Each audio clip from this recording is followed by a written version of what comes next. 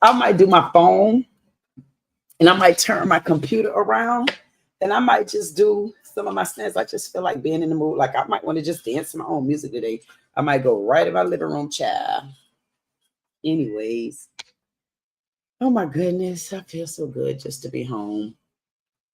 I feel like I don't know who's out there. I really don't care. But whoever's out there, I definitely appreciate you flying in. I appreciate you giving a girl. Hey there, Sarge. Losing your damn mind again.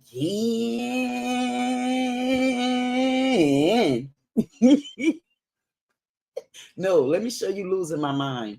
Let me see if I can find it. My goodness. I said, I don't know what again today, Sarge.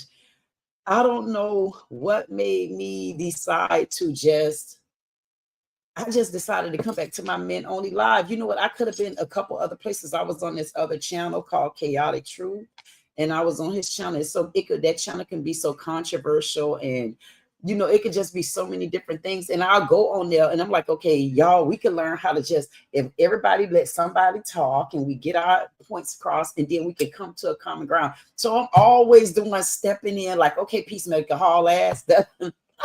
They don't really do me like that. I know I say they'd be sick of me. So I went over there today because I honestly, no, that might not have been the person, but I know something kept telling me to go to Harley Dad, and I don't know what the hell. First of all, I say Harley Dad. I know he told me 8 o'clock. You're not going to believe. I thought 8 o'clock was Eastern Standard, but it says clear as day PST. I say, my goodness, I was already going too early. I stopped all my plans to make sure I get over there, and then I finally get on at 11 o'clock last night. It's actually 11 o'clock my time. I finally get on. I can't get on the stage. I said, what the hell? So I'm messaging in the chat. And then I try to get back in my computer. I got to wait for my computer. I say, what in the hell is going on with these computers? And then I get a message saying that the system was down for content creators. And I'm like, I'm glad I ain't no content creator. I'm just me. Anyway, Sarge said, let's see what Sarge got going on here. Sarge say, I have to bounce out of here in a couple minutes, but wanted to pop in and say howdy since I saw you live and smash that boom, that like button. Hey, Sarge, are you going somewhere that I'm invited to? Because I get lonely sometimes, Sarge. So you know what you could do? Sometimes when you're going over to people's houses to visit, it would be nice if you come and pick me up like a date. And then me and you can go visit people together. And then we bum rush them on their stage and say, hey, how you doing? Me and Sarge was just coming by to speak. How y'all doing today?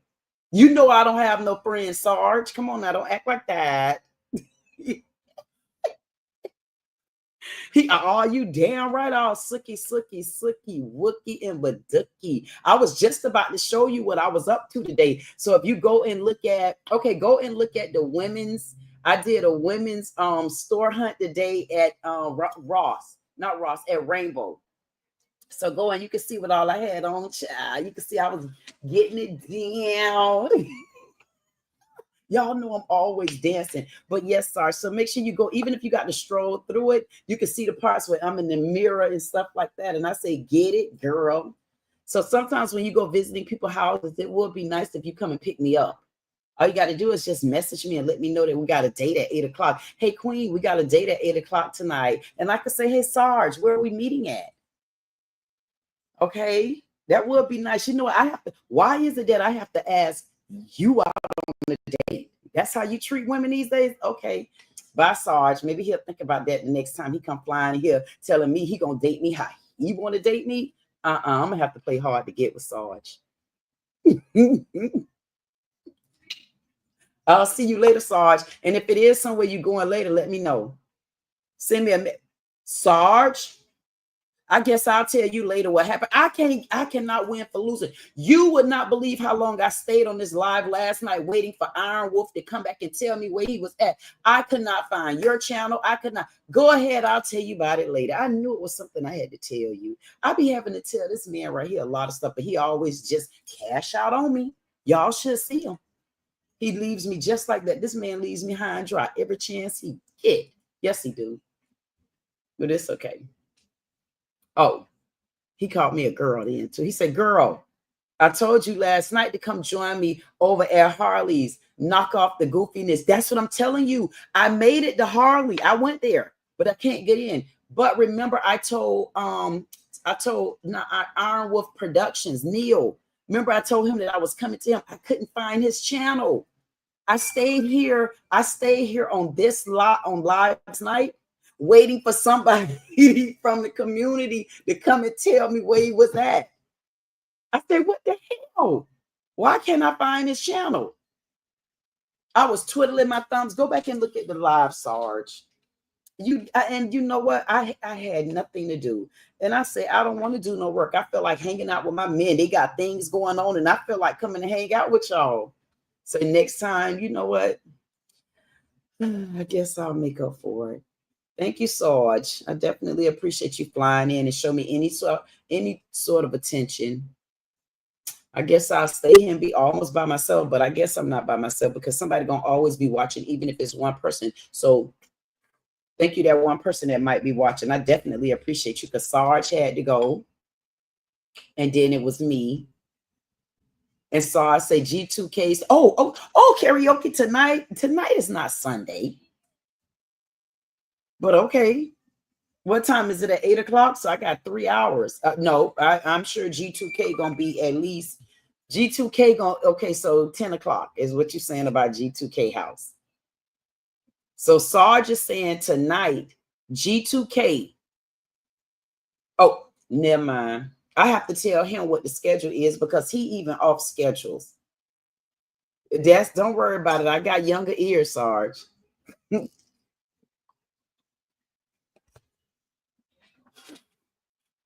Oh, wait.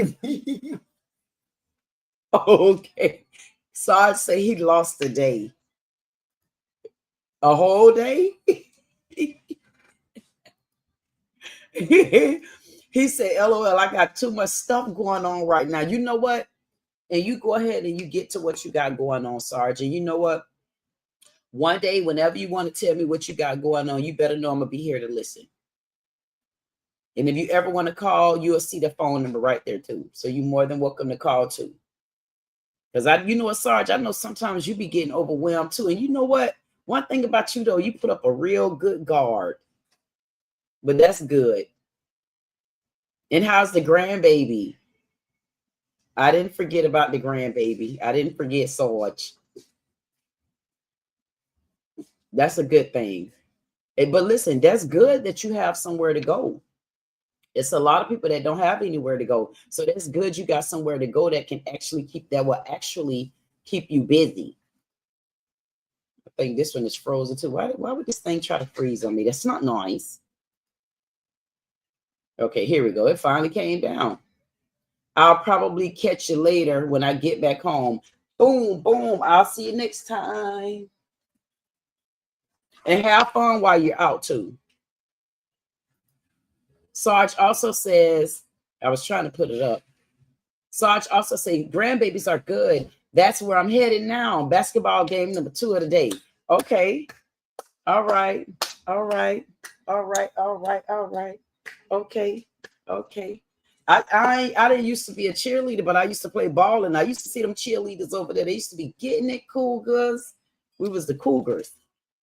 So you know what, Sarge? Thank you so much for flying in. Thank you for landing. Thank you for making sure you left all those comments right there in the chat. I definitely appreciate you for that. And you know what I'm about to do? I'm not going to do anything. I'm going to sit right here, and anybody that fly in, anything that my mind, what did Sarge say? Mo dog out. Peace, queen. I see you. See you later on tonight. Because if you go to G2K, I'll be there.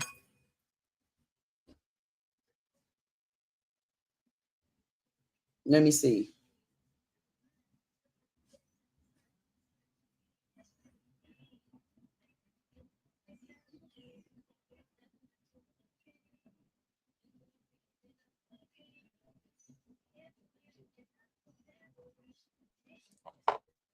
Nice, Sarge.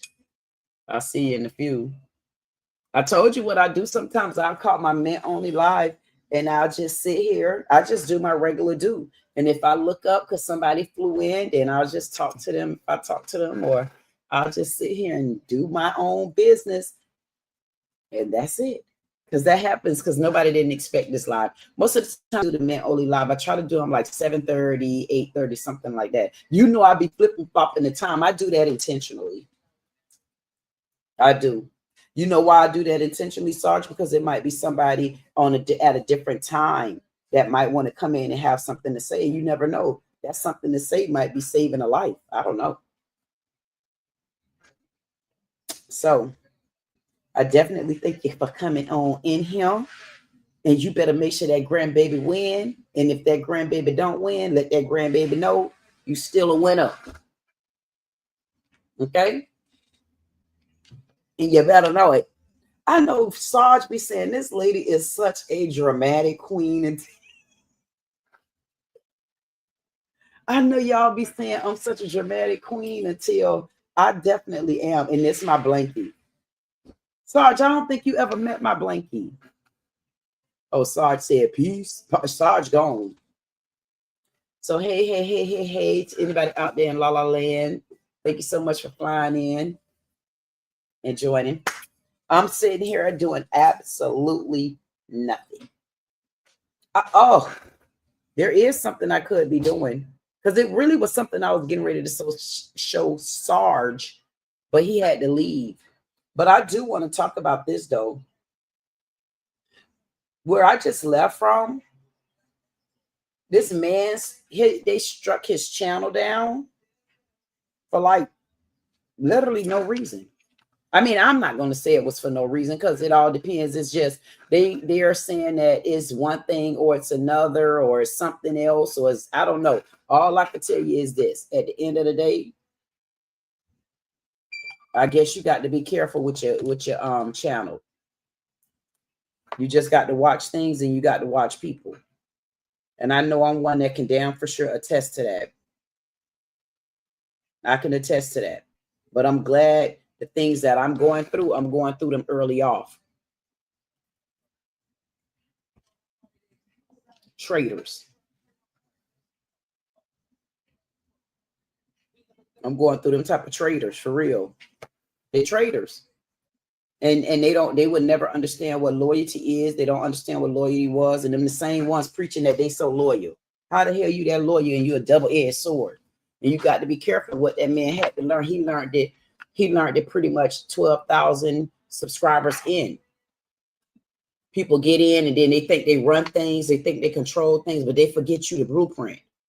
How you gonna forget who the blueprint is? If you can step ahead of me, then you step over where you need to be. And some people don't understand that. When it's meant for you, nobody ain't gonna be able to take it away. And guess what? It may be meant for him, but it may be meant for him to take a step back, reevaluate, and then look and see where the cracks in the foundation started at. Because he said it himself, he said he's divinely led.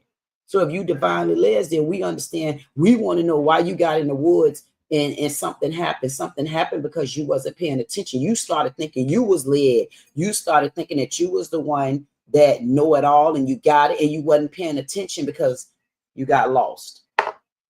But you seen things that probably wasn't right, but that's what we do sometimes. But you see how fast the Lord will bring us back. He gonna get his channel back. He gonna get what he's supposed to get back, and he gonna get his money back. But hopefully from what he lost or what was being on pause right now, hopefully he'll realize why it was on pause. I mean, that's those hurdles that you got to get past when you step up to the next level. And it seems like he's stepping into a different level. That means there's a different chapter being started. So he already see now what he faced up against. The higher you go up that ladder, the more trolls and treasures you're going to get. But he need to realize where the crack was at. We all go through it.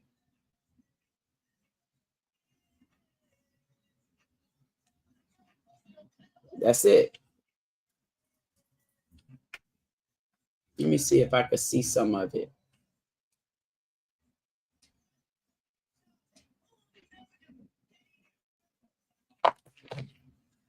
Well, it's something I watched today. Let me look at these videos because I might want to watch one of these videos with y'all.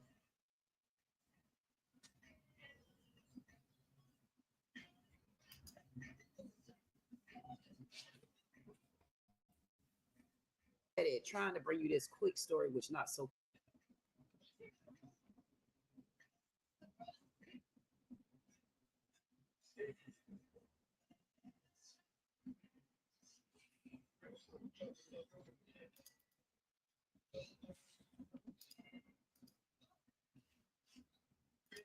Quick to those children. Miss Kelly Bryant, the 34-year-old in Pontiac, the one that left her kids alone to fend for themselves, to be the mama, the daddy, the children, the teachers, the school board, the garbage man, the dump truck, the cashiers, the waiter, the preachers, the pastors. Yeah, she was back in court today. So she wanted to confess about how she sacrificed her children. This video is 3 minutes and 42 seconds long. Let's listen in to what she has to say. Well, now to a major update. The mom accused of abandoning her 3 children in a home of squalor, facing a judge today. And who could forget the horrific conditions those children were living in when Oakland County deputies discovered them during a welfare check? That was back in February. Hazmat crews called to clean out the place. Investigators say the children slept alone there for several years, afraid to venture out. Well, today a judge ruled that there is enough evidence against their mother, Kelly Bryant, and ordered her to stand trial. That decision coming after new details were revealed in court, with detectives saying Bryant confessed when she said, quote, "I sacrificed my children." 7 News Detroit reporter Sarah Michaels in court as some of Bryant's secrets were being revealed. Observation was what appeared to be feces covering their clothing, in their hair. February 14th, Oakland County Sheriff's detectives were horrified to find 3 children, ages 12, 13, and 15, living in mold, feces, and squalor, abandoned in this Pontiac home for 4 to 5 years. I've never smelled a home that smelled that bad without a decomposing body present. Friday, 3 months later, their mother, 34-year-old Kelly Bryant, was in court physically for the first time for her preliminary examination. Prosecutors brought forth the detectives who found her children and who interviewed Bryant herself. Detective Brish saying he'll never forget meeting Bryant at the police station 1 hour after they found her kids hiding in a bathtub full of feces. Her hair was done. She was wearing what appeared to be new clothes that were clean. She had long, fake nails. Detectives say that Bryant was always living within walking distance of the children she abandoned. She hadn't touched them or given them hygiene products for years. She would have food dropped off to them about once a week, and she confessed to detectives. She knew that her actions were selfish. That was her wording, and that it made her children sick. And that she ultimately sacrificed her children for her own purposes. According to detectives, Bryant's children were found in soiled clothes, hunched over with toenails several inches long. Bryant admitted to telling the children to never leave or open the door, purposely instilling a deep fear within them. In those interviews, the court heard from all three victims about their irrational fear of strangers, pedophiles, and being blackmailed. Further evidence brought forth revealed that Bryant would communicate mostly with the oldest boy through sporadic text messages. He had his mother listed in his phone as world's greatest mom. She had her children listed as my oldest, kid 1 and kid 2. I would speak on the severity of the situation and my concerns for the children on their path to recovery moving forward. And typically your response would be, is there anything I can do to help myself? Detectives said that Bryant told them she lied to all of her family to keep her children hidden. She took the batteries out of the smoke detector in the home, so there was no risk of the fire department or police officers ever coming by. The defense argues that after the children were discovered in their care house interviews, the children did not seem to be suffering from severe mental harm. Those children were articulate. They were answering questions. Ultimately, the judge did not agree. She sent Bryant to stand trial on 3 counts of first-degree child abuse and 3 counts of welfare fraud. There's no question, but this is an extraordinary case. In Pontiac, Sarah Michaels, 7 News Detroit. Want to know the fastest way to grow on YouTube in 2025? I'm hosting a one-day free live stream of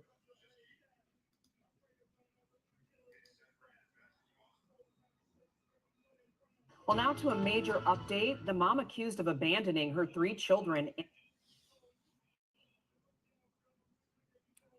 This lady looked totally different from when I first seen her.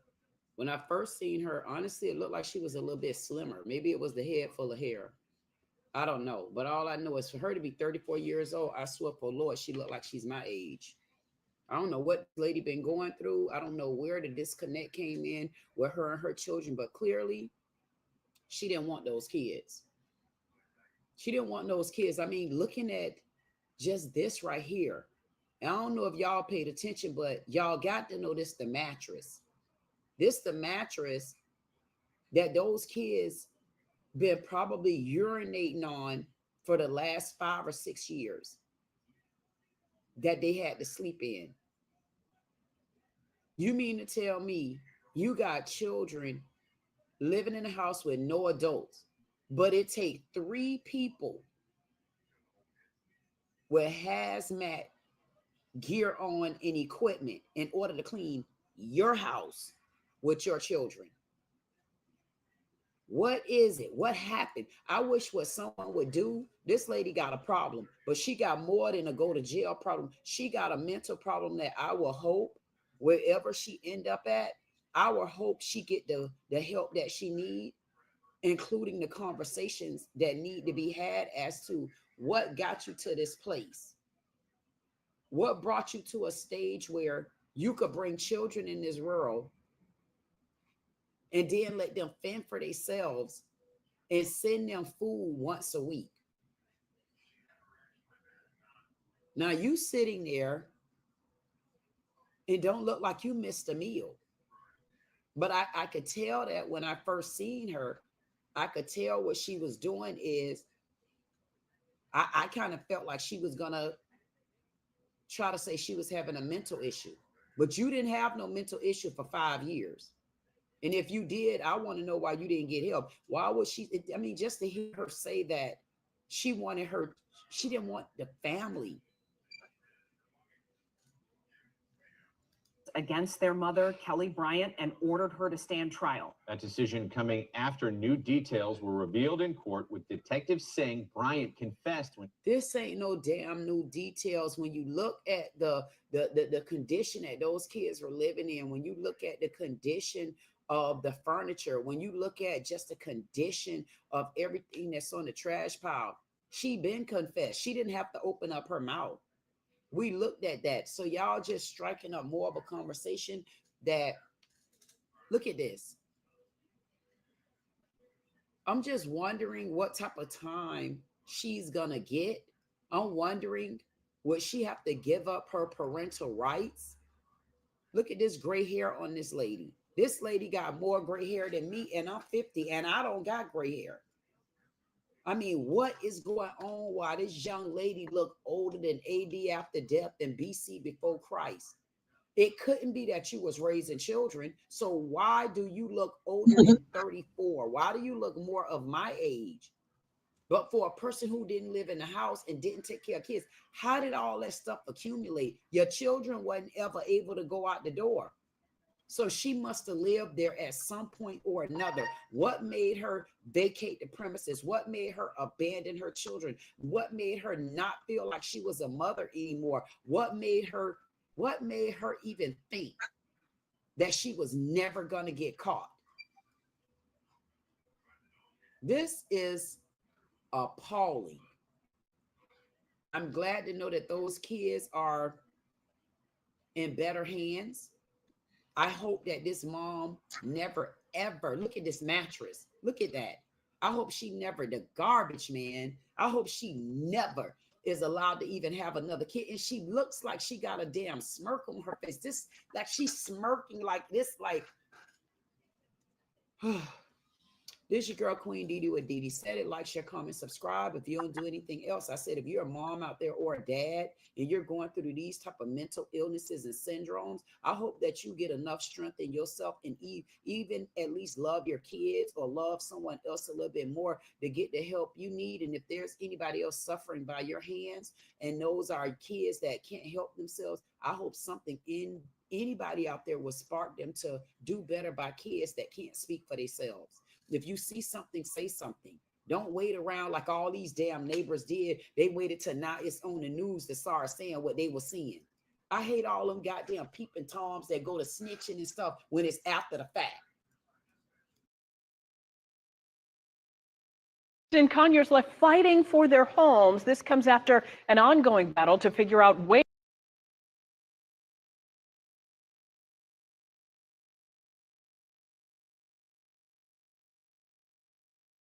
trying to bring you this quick story, which not so quick to those.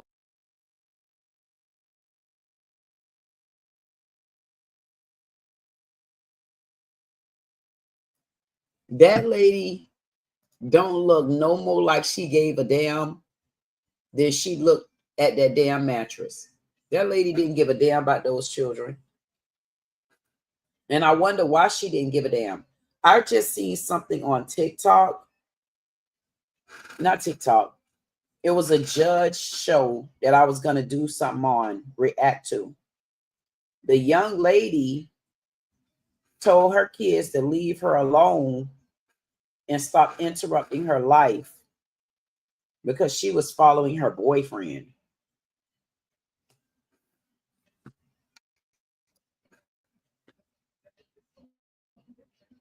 I think this might be a good time. Shit. Especially if I could find it.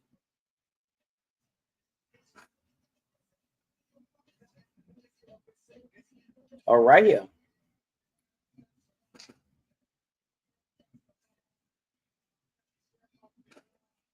This ain't it. Wait a minute. Okay. That's another one sacrificed her damn children. Oh, here you go. Yeah. Wait for it to load. Y'all watch this girl while I look for that.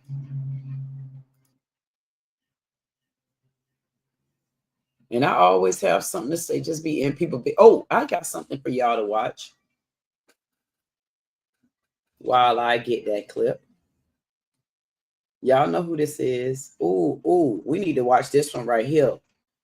She did a zodiac reading, honey, by Capricorns. I say this girl have truly lost her damn head. And I think I might go for her video right now. I'm finna go after her real. Now, you know what? I can't even go after her. You know why? Because I almost made a promise to my men that when I come up, I'm not going to incorporate that. But maybe I'll play this one.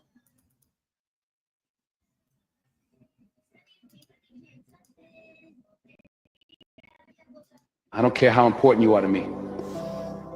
The moment you make it clear that I'm not important to you, you become a stranger to me.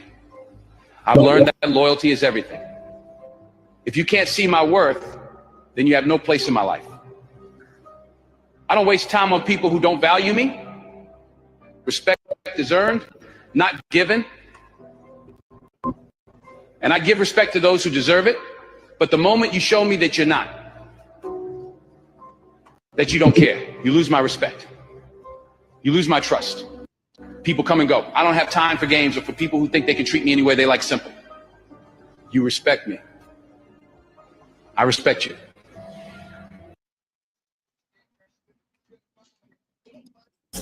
That's enough on that one. It's this other video that I'm really honestly trying to show you.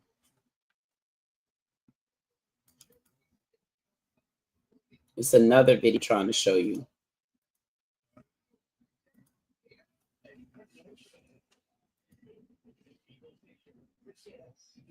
Mm-hmm.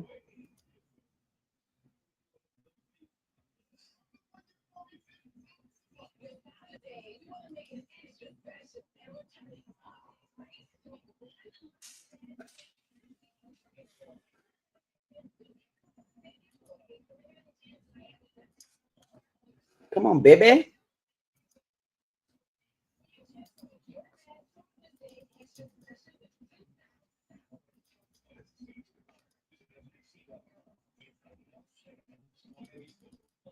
No, I don't want that one.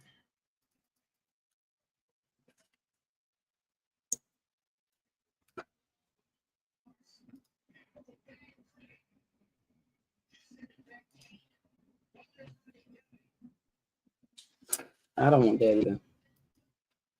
And the court is not having that anymore. What are you doing with your life other than following? Okay. I'm trying to get it, but for some reason, here we go. I'm telling y'all, I don't know what's wrong with this YouTube. I won't be surprised if it kicks me off, baby. Last night, I couldn't even get on. I'm like, wait a minute now. This damn account ain't free. There we go. It ain't me.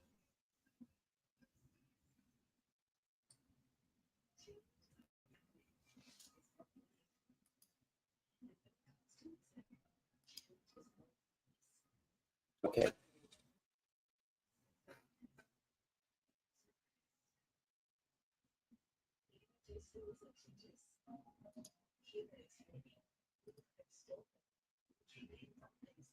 Okay.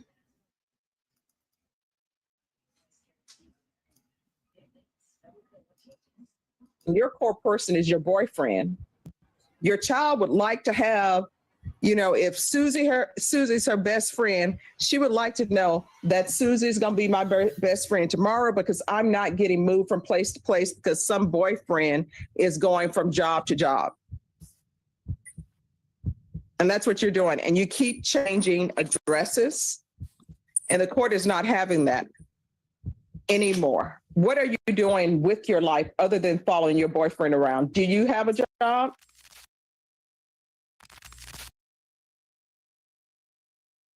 He cannot be present, and Ms. Beasley can expand on why that is. All right. Ms. Beasley. Yes, ma'am. You have issues on your probation. What do you think those issues are? I have not completed a few things on my probation. Do you want to go to prison? No, ma'am. Then why are you not doing what is being asked of you? I currently am. I have to just pay my fees, I know, and then I'm currently in my outpatient class that I start on the 12th of June. So Have you turned over information to probation showing that Yes. you're actually doing this? Yes, ma'am. Your Honor, the intensive outpatient treatment begins with Bear County on the 12th of June. And I've also completed my drug offender class.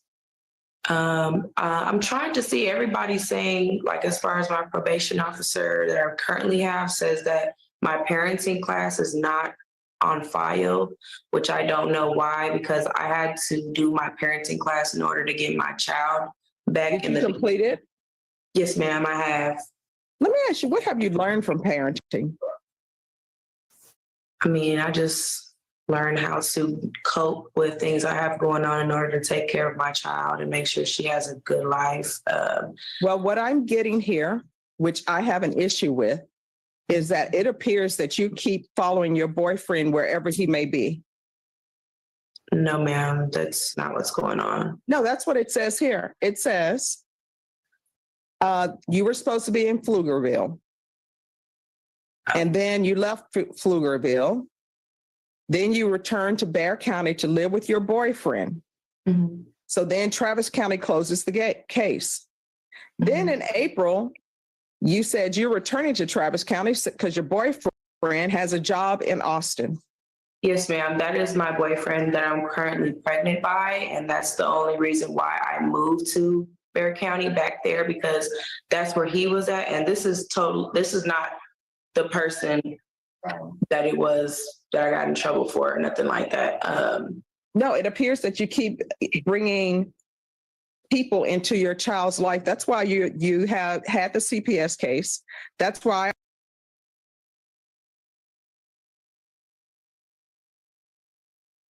I order parenting classes, because you keep putting boyfriends before your children, because you keep moving from place to place. I am sure, how old is your oldest child? He's 5. I am sure your 5-year-old is probably saying, please, can I just be in a class with classmates and know these people and not be moved from place to place? You have your core person. Your core person is your boyfriend. Your child would like to have, if Susie's her best friend, she would like to know that Susie's going to be my best friend tomorrow, because I'm not getting moved from place to place because some boyfriend is going from job to job. And that's what you're doing. And you keep changing addresses, and the court is not having that anymore. What are you doing with your life other than following your boyfriend around? Do you have a job? Yes, ma'am, I do. If you're finding this story captivating, make sure to hit that like button and subscribe to our channel for more gripping true crime content. Your support means a lot. Thank you. So why do you keep following your boyfriend around? What is it he find a job wherever you are so that your child is not uprooted constantly? Well, as of right now, Your Honor, my child hasn't started school, so I felt like this would have been the most reasonable time to do this, to move wherever the job was better at. I work from home, so it's not really just too much of an issue for me.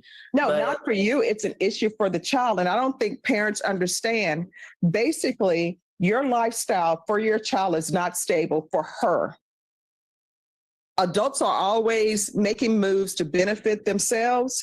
And in the background, they say, oh, well, it's benefiting my child because I'm going with this new guy and he has a job here, so we're going to have a better living situation.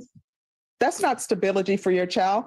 So now she's made friends wherever she makes friends, and then she's moving to a whole another city, have to make all new friendships. When you have your core connection is this boyfriend that you're following around from place to place.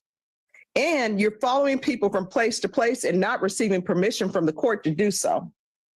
You are on paper. And that means that when you're on paper, you follow the rules that I give you. You don't up and leave from place to place. And it appears that you've moved like maybe 3 different times without the court's permission. And you're not doing what you're supposed to be doing. And what great job did your boyfriend have that you moved to Austin? He's a teacher, Your Honor. He coaches as well. Do we have any proof of that? No, Your Honor. We have 0 proof of that. And I'm telling you right now, you are coming back to live with your father, the child's grandfather. And I'm sure that was the person that CPS had as your, what is it called? Safety. Yes, safety person. So you're coming back to move with that child's grandfather, and that is where you are going to be. And if you're going to be living with this boyfriend, then you need to provide information to probation, what his name is, where he works, and who is he? Because I don't know.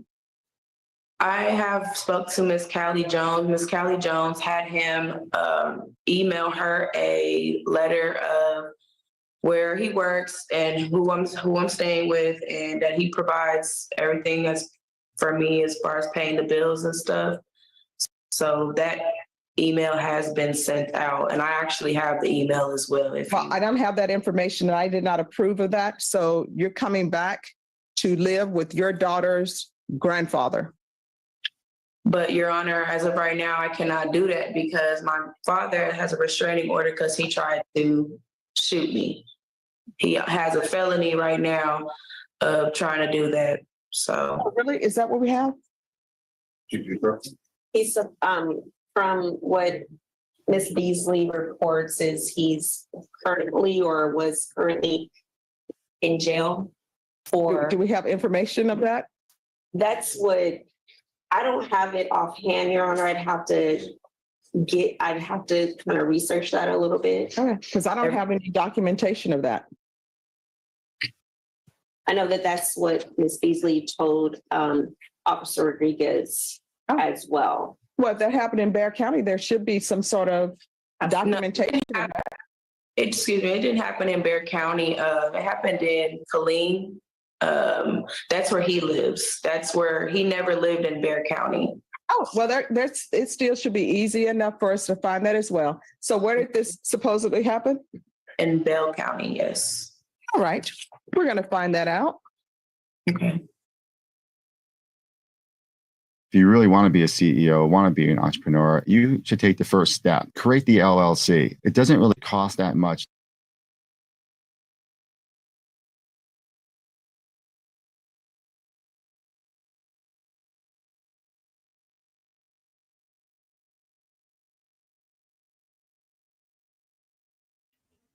I said, I definitely want to commend this young lady because for me, I feel like this judge is out of order. Not only do I feel like that judge is out of order, I felt like that judge came in being biased. I definitely feel like this was something biased. And I'm going to place back again later on. This judge, to me, was being very, very biased in this case with this young lady. I felt like she came in being led by what she read on the paper, and she did not probe this young lady to find out more information. So she flew in throwing accusations and insinuations. And where the lady got her at, she said, but my child do not go to school.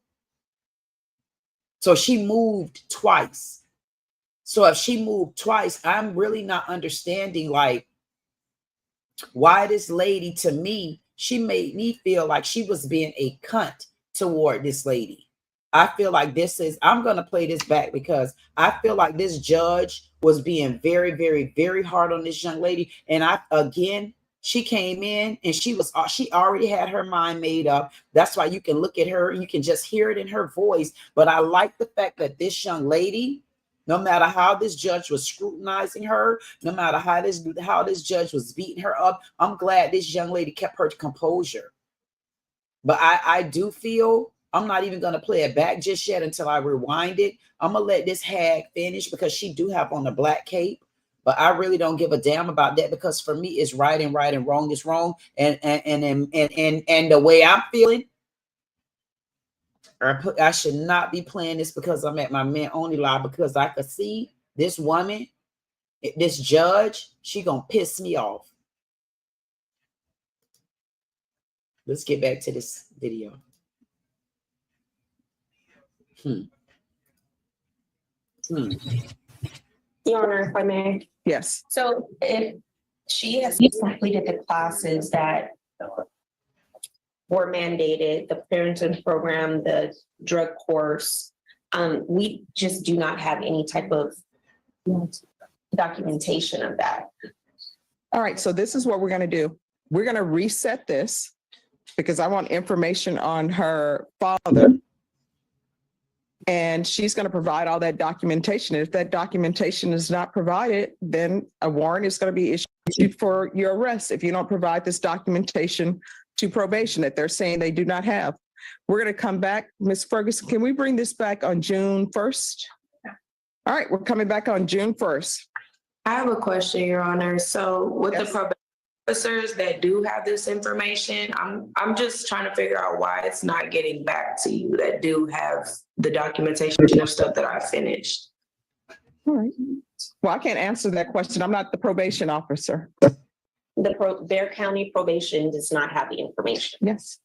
Bear County probation has no information. Okay, because I've had my probation officer with Coppers Cove and Travis County, and those two. Well, see, here's the thing. The problem is your Travis County, it's closed. You know why it's closed? Because you're no longer there. All these places that you're talking about, probation should have it here or have it there, they've closed out because you leave without permission.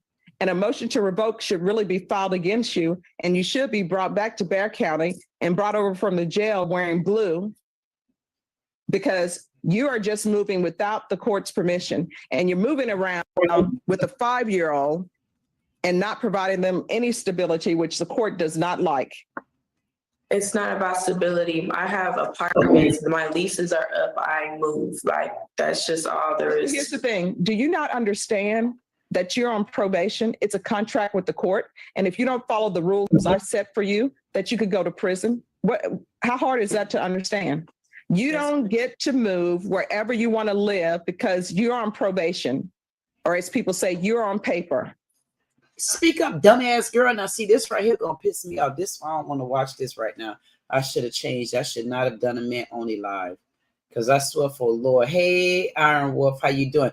Oh my God, Iron Wolf, I need you again to please, because you definitely didn't listen to me last night. I need you to leave the link in the comments for your channel. Go back and watch the end of my live last night. I sat on that live half of the night asking for anybody to fly in and tell me I couldn't find your channel, and I could not even find Sarge's channel. And then when I get over to Harley channel, I can't get on the stage. I'm freezing. I'm like, what in the hell? So I'm definitely glad to see you. I put in all kind of Iron Wolf _ I could not find you. And actually, if you go back and look at the live, Iron, and I know you kept saying, no, it's Neil, and I'm saying stuff, I don't care what you're saying. I know what your name is, but not understanding that the channel. I clicked and I clacked on your name on here, nothing. So you got to leave me the channel name. I'm not as proficient. Now, you know, I'm learning a lot of this stuff. Why y'all keep doing me like this? And I felt so bad. Oh my gosh. Even when I ended the live, I felt bad. And then when I got over to Harley, I felt even worse. So I had to leave comments in the chat, and I'm like, oh my goodness. I said, I can't never get it right, Lord. but I'm gonna end up getting it right. How you doing, Iron? How's everything going with you? I wonder why I had to ask Iron how he doing. Iron said, hey. Iron told me, hey, with 1, 2, 3, 4, with 5 Y's. That's interesting.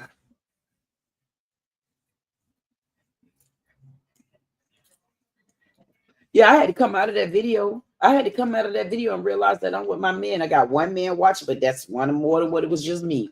And you better know it. I say, maybe I need to light me some sage or something, see if I could get some men to come in and at least say, hey, Queen. I don't know what it is about coming on StreamYard for me. I guess people got to get used to being on StreamYard, because I'm telling you, if I go through the other channel, the other route, like use my phone, I'll get everybody coming in to talk.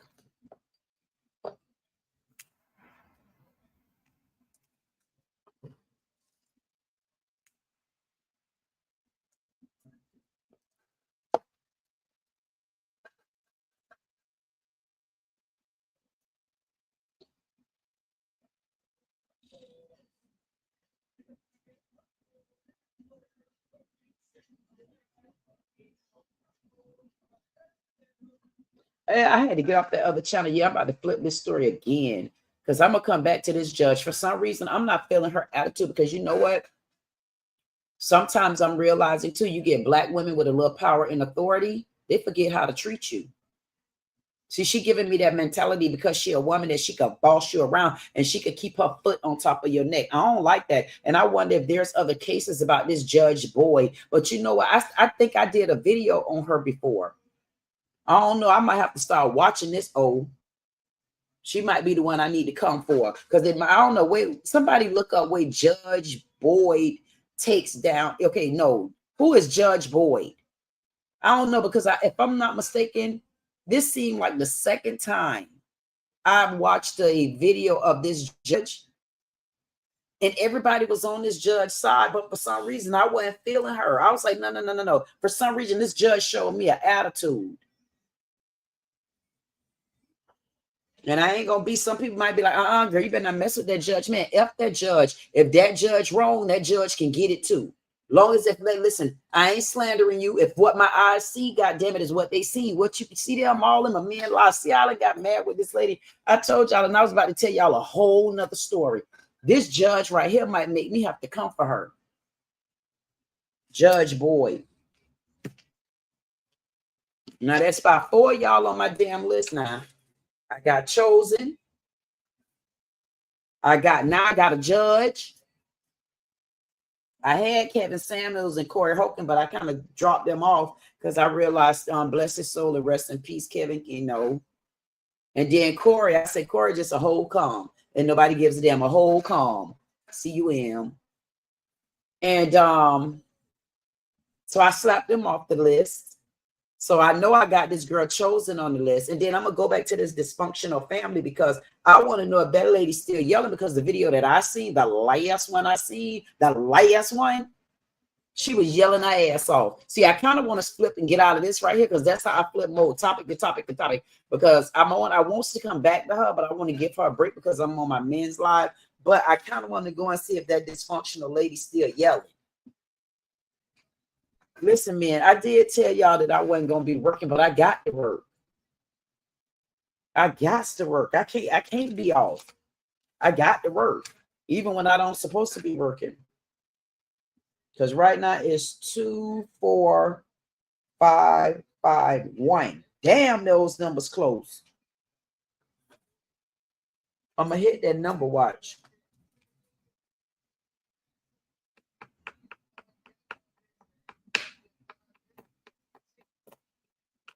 I should show y'all a video I did today. Let me see. It's 5:51. I wonder if anybody watching. It's 5:48. No. Why is time off? Oh, that's how long ago that was a message. I'm gonna say hello. Maybe I'll get some. Hello. Okay, that updated the time. So it's 5:52.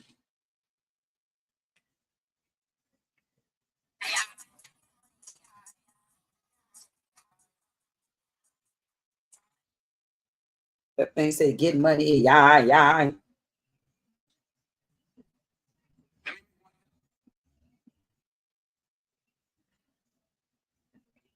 me make one thing clear. I don't care how important you are to me.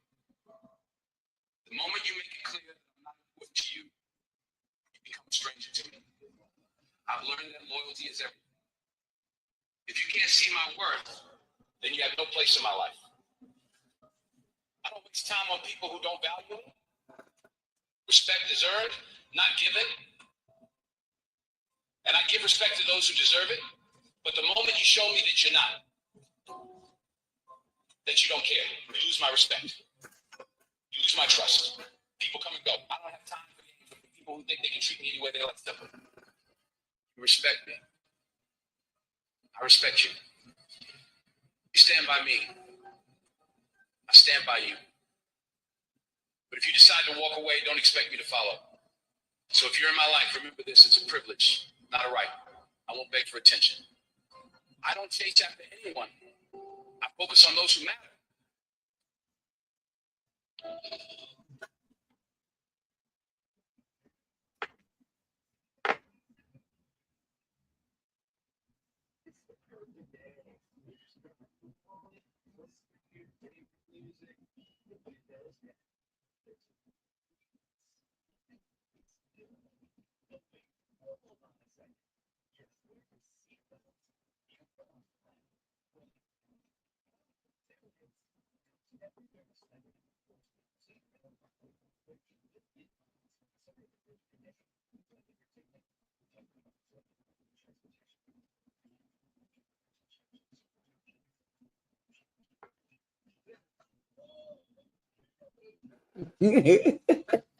I was just inviting someone to come on the live. I told her, I said, come on the live and let's have some fun. But you know what? Believe it or not, there's so many people that are so shy when it comes to their voice and this and that and the other. And I guess that's an area I might have been shy a little bit of hearing myself on the other end, but like the camera part of it, I'm always in the mirror. My happily separated husband's mom, my ex-mother-in-law, she always look at my daughter. She say, oh, so it act just like her auntie Ann. She always in that mirror. And I'm saying to myself, lady, she don't see her auntie Ann but once a year. And they be flying past each other then. How the hell you come up with that once a year? No, she's her mother's child. And the apple don't fall too far from the tree, darling. Okay? I mean, come on. Did y'all see this new thing? Nene Leakes got this talk show. I say, oh my goodness, I wonder how I would be sitting next to her ass doing a side-by-side saying, hey girl. She gonna say, girl, I don't know you. I'm gonna say, well, I don't really know your ass either. Hell, what you thought? I should add Nene Leakes on this. Girl, I don't know your ass either. But one thing about it though, I bet you I'm taller than you. I ain't got more money than you, but sit down and wait a minute. You better know it. I should add Nene Leakes and say, girl, I don't know you either. I need to add all of them and see which one I'll watch it. Somebody clip that. I don't know you either, Nene Leakes. And I got this pitiful judge up here, Judge Boyd. I don't know where the hell Judge Boyd at, but I can tell you this, Judge Boyd. Girl, I don't feel like I'm rocking with you. I feel like this is an irrational judge. From the videos that I've seen at least 1 or 2 of them. This might make 2 or 3. But I can tell y'all this, I don't like this judge. This Judge Boyd, the way she's being kind of confrontational with this lady, and this lady is just as calm. I like the fact that she's coming back in an eloquent way. I don't know really the ins and outs to, I don't really know the ins and outs to, she's saying she following a man, because from what I hear, she's only moved twice. And I know sometimes you can come and you can look so innocent until it's like, okay, girl. So that could be going on, but I don't feel that. I sense that this young lady really is trying. I feel like she did probably lose connection. I don't think she lost connection altogether with all her probation officers. I think she might have lost connection with one in particular, probably thinking she can utilize the other one for information. And yeah, you can do this. And I think some of that happened. But the way this judge is speaking to this young lady, I don't think it's right. Hey, Nene Leakes. Y'all, yeah, that's Nene Leakes watching me. Y'all act like y'all don't know Nene Leakes. Y'all don't know Nene Leakes. Y'all don't know Veronica. Hey, anybody out there that watch haves and have-nots, why nobody explained to me all this time? Y'all know I said I would never watch another Tyler movie. Yeah, Tyler, if you watching me, you're going to be watching me too. I'm going to be right next to Tyler with his network. They're going to say, oh, that's Tyler Perry Network. Right next to who? Queen at 6'2". I'm going to say, what now? Hey, Tyler. I'm going to see who movie's going to be the funniest. Or, hey, Tyler, I want to see who could dress the best. Hey, and who got some change left. I'm gonna have Tyler going all up in Bloomingdale's and Sauchions and all of those, and he gonna say, why this lady got so many goddamn bags? Because I just came out of Rainbow and I kept all my damn money in the bank. I don't have to be around here spending up all my damn change just because you feel like you can handle the coins. I can't do it. Okay, Tyler? I'm just trying to tell Tyler ahead of time. So when y'all see me up there bumping nose with Tyler, them, yes, they might be taking me somewhere where I don't even know the name of the stuff on the goddamn menu, but I'm gonna tell y'all this. I'm gonna bring them where y'all know the food.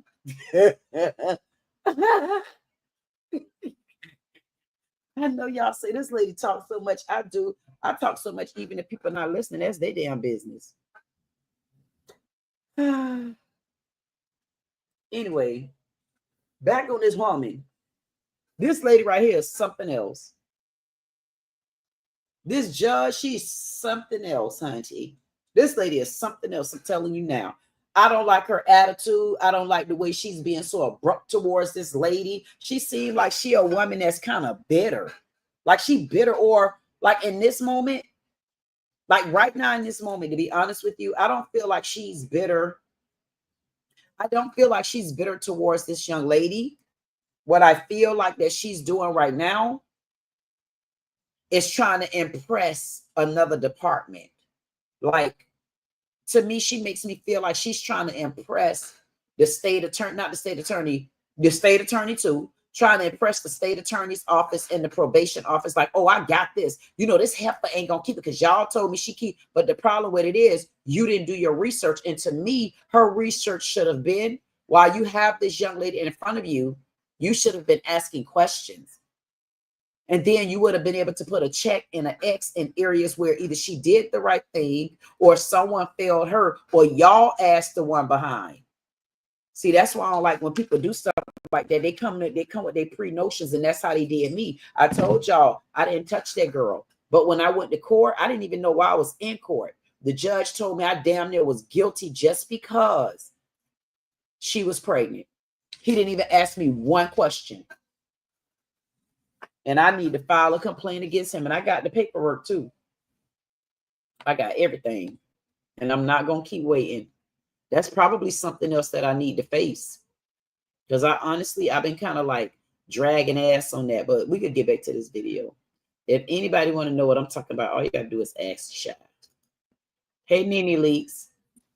You don't get to do whatever you want to do. Yeah, that lady. You're supposed to do what the court is telling you to do. And as a part of your instructions, all these places that you're moving to, I didn't give you permission to move to. And then you're moving to them. And then you're just leaving, going somewhere else. And then I get notice that probation and these different cities or counties that you're staying in, they're closing it because you moved somewhere else. Again, following a boyfriend. I don't know why. It doesn't matter to me if it's boyfriend or girlfriend. People be pinning their hopes on these people. Will you please turn off your phone, Miss Conley? People be pinning their...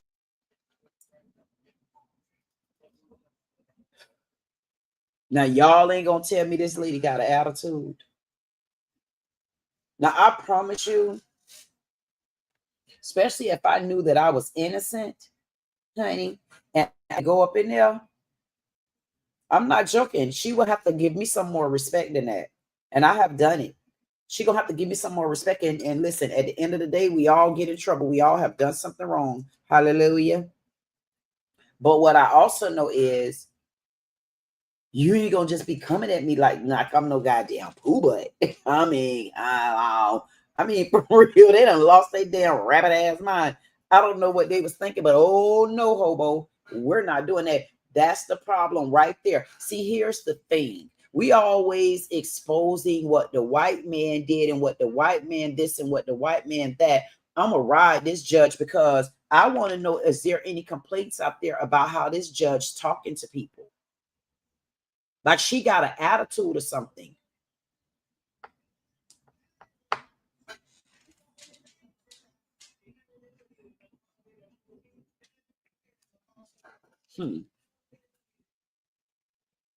I ain't even critiqued this video yet, so I'm gonna let it keep playing. Their hopes and dreams on a boyfriend, a girlfriend. They don't have any legal connection with them. They're just following them across the world. Speak, girl. So this is coming back on June 1st. And you're in Austin, you need to get thee to Bexar County because that's where their hearing is going to take place. It's not going to take place by Zoom. And your boyfriend should be able to give you bus fare or whatever it is to get to Austin. Yes, ma'am. Thank you. So we'll see you in Bexar County, June 1st. If you're still with us, make sure to like and subscribe to keep up. Wow.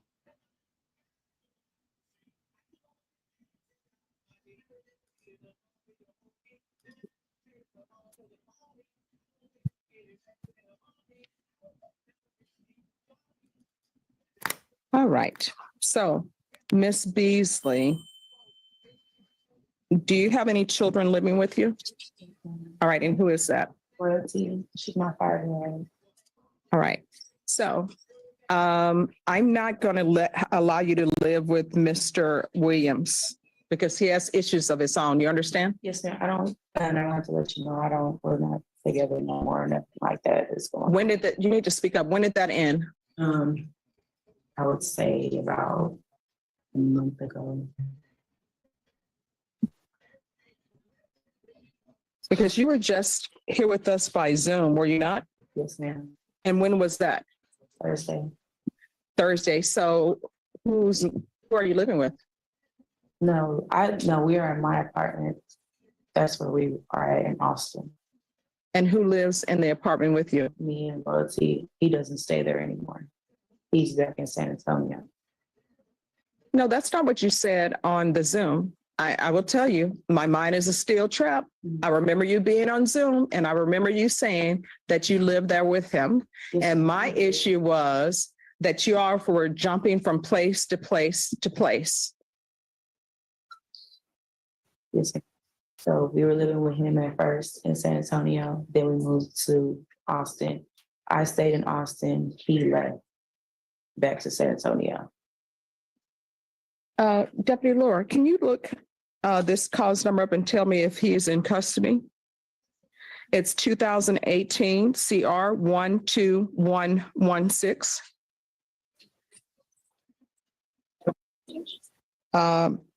Jamarkese, Jamarkese Williams.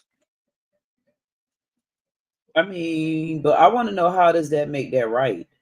How is it right for her to run his information without his permission, and he has actually nothing to do with this case? No.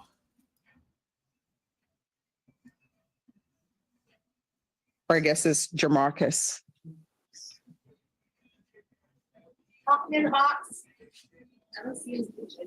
All right, so he's not here in Bexar County, because if he was, there's a warrant for his arrest and he would be here. So he's not here.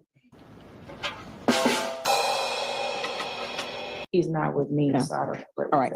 So you need to come back to Bexar County because you're not in a stable situation and you're not even stable where you are because you say the lease is not even in your name because of your issues. So you need to come back to Bexar County. You understand? Your workflow is important to us. Please wait indefinitely. With Monday.com's intuitive work management. All right. Bashan, Yes, Your Honor. On this case, I'm giving her 14 days to get back to Bear County. Do you understand? Yes, ma'am. And you are not allowed to move anywhere else without my permission. So if there isn't something on your paperwork that says Judge Boyd is giving you permission to move, you are not to. Do you understand? All right, so.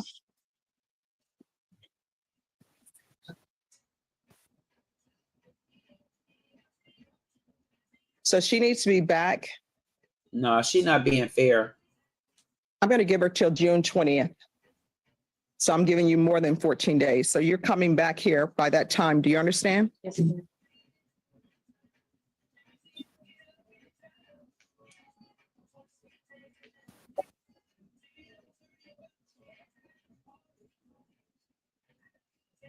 And I'm going to explain something to you. I know sometimes people say, Judge, it's not your business that I'm moving all over the place and taking my child everywhere, but it is. And the problem is people don't understand that children are people too. And part of my job when I take, people and place them on probation is to protect the community. And for some reason, people think protecting the community doesn't include children, that children have no rights and they should just go on their merry way on whatever adventures or misadventures their parents are taking them. So if you look at it objectively, your daughter has been taken from place to place to place. And Mr. Williams, he's not her biological father, is he? So I want you to think about how many men or how many adults you brought into your daughter's life that shouldn't be there. He is on probation for assault bodily injury out of a felony court, and that's who you brought into your daughter's life. I don't know why people don't do background on people when they have children. You should stop bringing random people into your child's life. You understand? Probation, is there anything else that she needs? Your Honor, she completed a parenting program that was for a 4-hour course. Mm-hmm. Is that acceptable in court's eyes? What did you learn from that course? Well, I took it in 2022. I can't say everything I remember, basics as far as how you should treat your child and how to cope with things with your child, how to act around your child, what not to do around your child. How not to bring inappropriate people around your child, which is what you did. She needs an updated course of parenting, a remedial course in parenting. So if there's a This whore is a whore. I'm gonna ride her. This judge has a problem. And this judge is very rude. And this judge acts like she have a problem with certain people.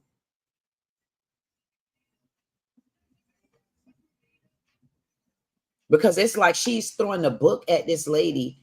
Her daughter is 5 years old and haven't been in school because she wasn't old enough to start school. Okay, she might have been in a little other class like what Brownie Cakes is in, but that's not the registered school. But she's treating this lady like she been somewhere sprung out on drugs. And that's why you can't judge the book by its cover, because I just compared this lady to the other lady that left her kids in the home. And that's why you got to be careful what you do, and you got to be careful what you say. But I'm looking at this judge, and this judge is sparking my interest to show me that something is wrong with her. Like, to me, she's not, I don't know. I'm going to look at another video, and I'm trying not to interrupt this. Another course for her to take. And it doesn't have to be the complete long course, but obviously she didn't get the point that you're not supposed to just allow random people around your child. But if she didn't get that point, then she wouldn't have been able to explain that to you. But what she explained to you, she explained something that was a point. And the point was, you asked me, you said, can you tell me what did you learn from that course? She gave you at least 4 things that she learned. So it's not that she didn't get the point, you little B. What it is that you should ask her, what is she going through to where she can't move past things? See, you're just being an asshole. And I honestly wish that I could talk to this judge, because I would want to ask her, like, what's really going on with you? What's going on with you? And who honestly made you angry? Who made you angry to the point to where when you look at certain people, all you see is a reason for you to just cutthroat them? And it seems like the majority of the people that you run into, you want to cutthroat them. And I'm wondering why. I'm wondering what it is that I feel about this judge. I just feel like she's a hateful cunt. And that's with or without the jacket on. So is there a course? Should we try rainbows? I'll talk to the CSO. And for you, young lady, you are doing a very good job at keeping your composure. You're doing a very good job at not being disrespectful. But what you need to do, you need to learn how to look people in their eyes and not look away and be firm on what you say. You running from something. I don't know what this young lady is running from, but she's running from something and she's trying to get somewhere. Hopefully she'll find what she's trying to get to. But right now in this moment, see, it's times like this, young lady, to where you don't make a point of what you're trying to say and you give up and you throw in the towel and you don't know that you're beating yourself up. And you're so beautiful. And I could tell you got a beautiful soul. I hate to see people go astray like this just because they don't get the guidance. And then you get a knucklehead ass woman that will come in and be so cold. What happened? You don't have any children? What happened to you, judge? You don't have any children? Something happened to this judge. Either she don't have any children, possibly all her children hate her because she might be very stingy. What happened? A man didn't please you? Something happened to this lady, and I'm going to figure you out because I'm going to look at one more video of yours. And if I decide that I don't like this judge, I'm going to put her in the same category that I put Chosen in. Why? Because you're sitting behind a black jacket. You're sitting in a position. And you better be glad this damn song just came on and I don't supposed to get emotional. And I'm going to try not to. I'm going to just be glad that the Lord, just thank you, Lord, for just giving me what you giving me. To be able to look at people and figure them out from the other side. Because see, it's judges like this that fool people. And she's fooling people. She's fooling people acting like she's being a judge and she's following the rules. Yes, she's following the rules on the outside of the red line because the way she's treating this young lady right here is not right. She's sitting behind a cape, basically in a position of a pope, in a position of a president, in a position of someone with high standards. And look how she beating this lady down because she can't help it. But you can't hear in this young girl voice that she's trying. Y'all give people a chance when they trying.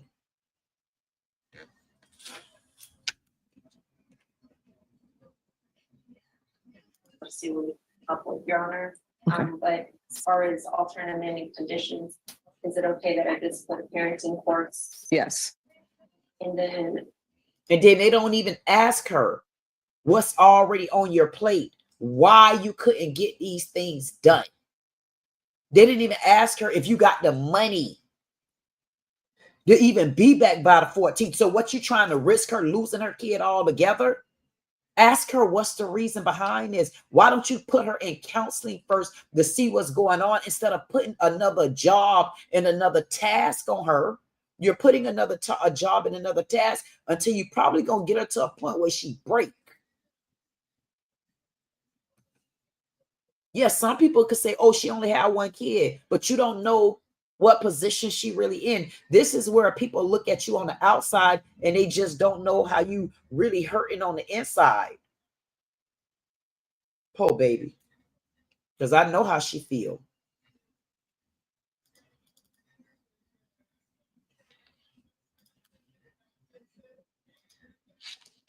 And if you're not by care by June 20th, what's going to end up happening is a warrant may be issued for your arrest. You understand? Yes. I do want to point out, Your Honor, that her intensive outpatient treatment begins on the 12th of this month. So, and that will be in person as well. Okay. Here. All right. And can you make sure that they do field visits? Yes, Your Honor. How many times a month? Let's start off with one time per month until she has at least been in outpatient treatment for at least 2 months. And if probation doesn't see any issues at the home, they can then do. Lady, speak up.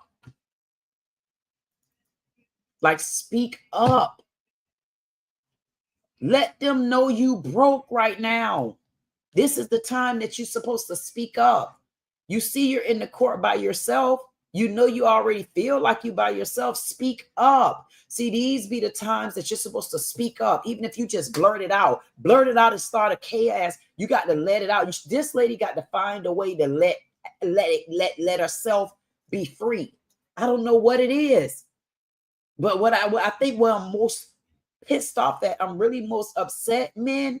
I'm really more upset because this is a woman, man. Like, y'all can see me host a men only live. Yes, I know how to talk to men, but damn, you don't think I know how to talk to women? You damn right I had to talk to women, because when I didn't like how my daddy or what things my brother them did, guess what? I still was a girl. So that was the woman side of me. I still got to be that. So you don't think I could sit and talk to women? I'm not biased. I'm very unbiased. But I'm more where I could sit with men because I choose to, because women sometimes give me a headache. But this judge,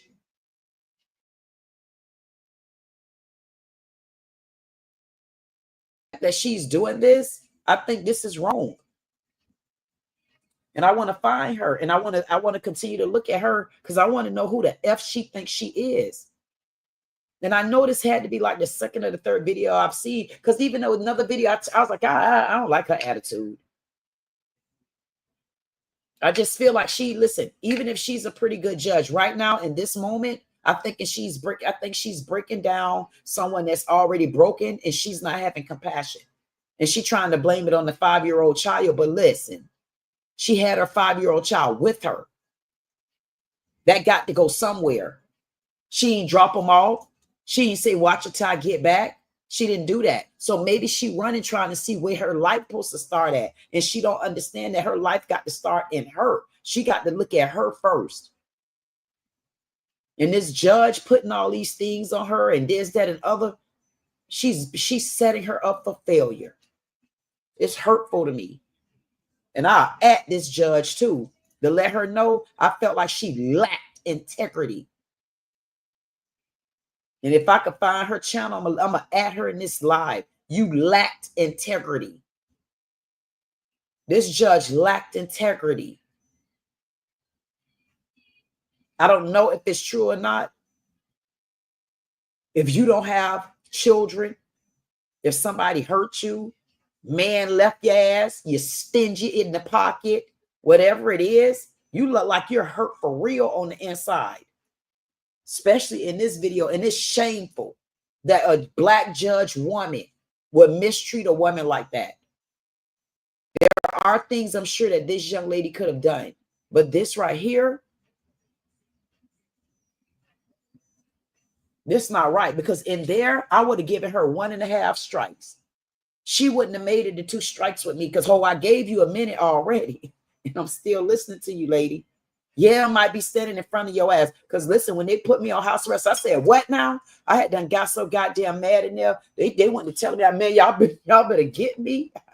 Y'all better get me, because listen, y'all did what? But they better realize and be glad that I understood it was a bigger cause. It was a bigger cause, because had I didn't, do you know who all I wouldn't have met so far? Do you know I'm really finding a community of men that really appreciate me? Thank you, Sarge. Thank you, Iron Wolf. Thank you, Judge. I'm going to say Jug. Thank you, Insatiable. Thank you, Stephen, for even calling in the other day and saying, you know, Queen, I miss you. And he shot them hearts at me. And I ain't realized how much I miss getting those hearts, because those hearts used to make me get like this. And I miss Stephen. Queen, I like what you got on, Queen. Queen, I like your shoes. I really miss that.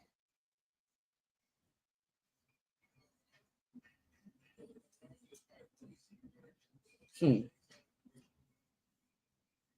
that's the baby.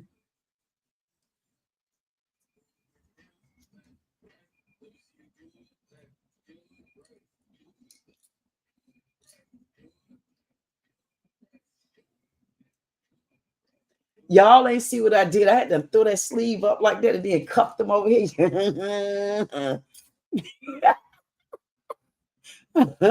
Yes, I did. I threw it on just like that because hell no, I ain't gonna be walking around here just looking straight with what no, I don't like that look. That was boring to me. And then the old lady walked in the store. Y'all probably heard her when I was at Rain, but that lady said, I like what you got on. I said, I like what you got on too, girl. All she had on was some exercising gear, but it did what it did. I said, girl, next time put some heels on with it. She talking about, I said, I'm not joking. I don't give a damn how much you done exercise in them clothes. You better throw you some heels on, and walk on in there. So they're gonna say, oh, that's kind of sexy what you got on. Is it? I wonder how people will look at me if I walk in the store with tennis shoes on. I wonder how I'll look at me. Yes, anybody out there in La La Land, which is a nobody, listen, at the end of the day, it's somebody out there that's watching me, and I appreciate you. But the reason why I'm getting off of this, and hey, men, I was thinking all my men that come out and support me, never, ever, I ain't forget about you either. Clue Studio told me that he's been on YouTube for either 6 years or Clue have been on either for 6 years or 16 years, whichever one. He said he has never seen a men only live hosted by a woman who was raised by all men.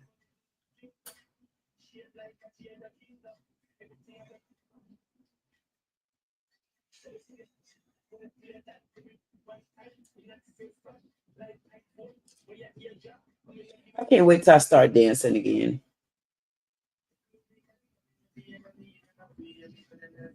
When I have to dance like this,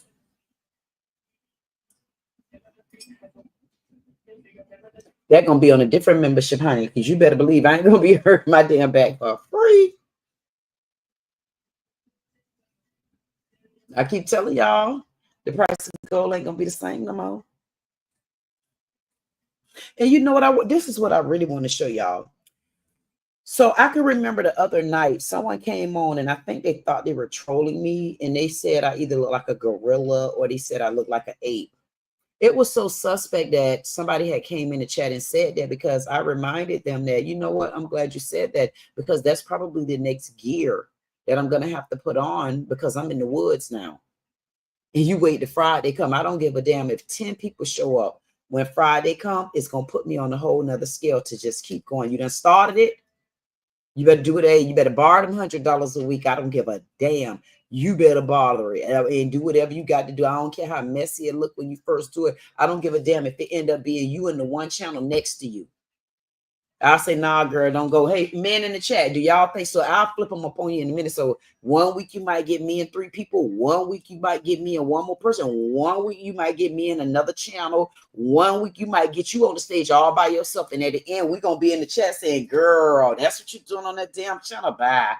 You know what I mean? So it's going to only get better and better and better. Point of the matter is, what was the point of the matter? Y'all know I go so damn far, then I be forgetting the points, and then I got to come back to the point, and don't worry about it. But I do remember telling y'all I like what I had on. I know I left it at one point. So then I was going to be telling y'all about this video that I did for trying me. And I said I might want my crew to be the first. Why? Because it's still in draft. But I got to remember what it was. Okay.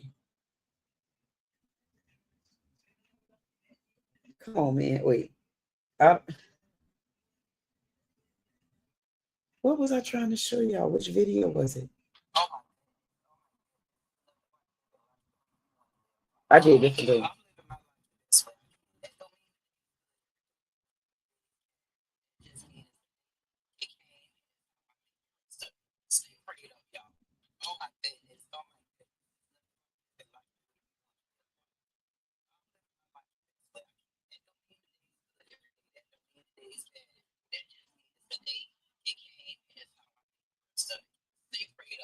Yeah, but I'm telling y'all. Now y'all think it's a joke?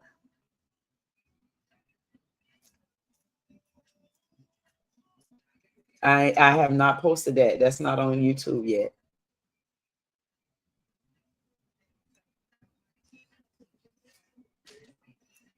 Anybody out there got a party for me to go to? Okay, anything that's gonna clear my mind? Because I'm telling y'all, y'all better pay attention. I'm trying to ease up on this judge because she making me want to go out of it. I want to go out there's ass right here like a water dancer at that ass.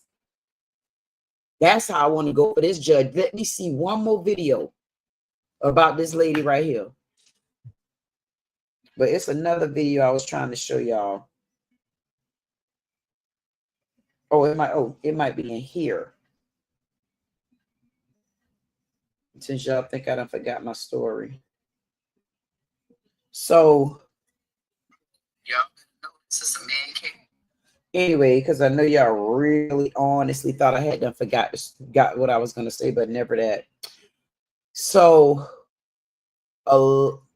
somebody came in the chat the other day and they put in, oh, you're a gorilla, and they put the picture up there. So I looked in the chat and I told the person, I said, well, you know what? I'm glad that you said that. You just reminded me that that's where I'm at because I'm in the woods right now. And that's the next layer that I probably need to put on, because now I'm getting into where I could see it's going to be some results. It's going to be some movements. It's going to be a lot of little things. I don't give a damn if it's 10 things a week. It's still going to be things moving. So that's when it really starts. I'll see if I got a hiccup. I'll know about my hiccup. I'll figure it out, and you better know it. But I could tell you this. It was just a confirmation, because way the person in the chat thought they were trolling me, what they don't know is when you're spiritually led, you see all of that coming. So I had already seen it coming. And then I looked at another video that also solidified that. And I said, okay. And then when that person put it in the chat, I said, oh my goodness, this person really just solidified my truth. Then I was riding and I said, oh, wait a minute. I was literally on my way home. And as I'm riding, the only thing caught my attention is something I pass by every single day. Look. Y'all better notice it's a man came in my chat. And what he don't know, listen, y'all see this right here? That's what I'm in right now. I'm in a jungle. And I know this man right here. I'm in a jungle. I don't know. I don't know if I'm going to send it to myself and I'm going to re-show it again. I'm going to show it to myself and I'm going to send it to myself and I'm going to resend it again. The reason why I'm going to resend it again, because what he did was, all this guy did was just show me that, wait a minute. No, he just solidified that.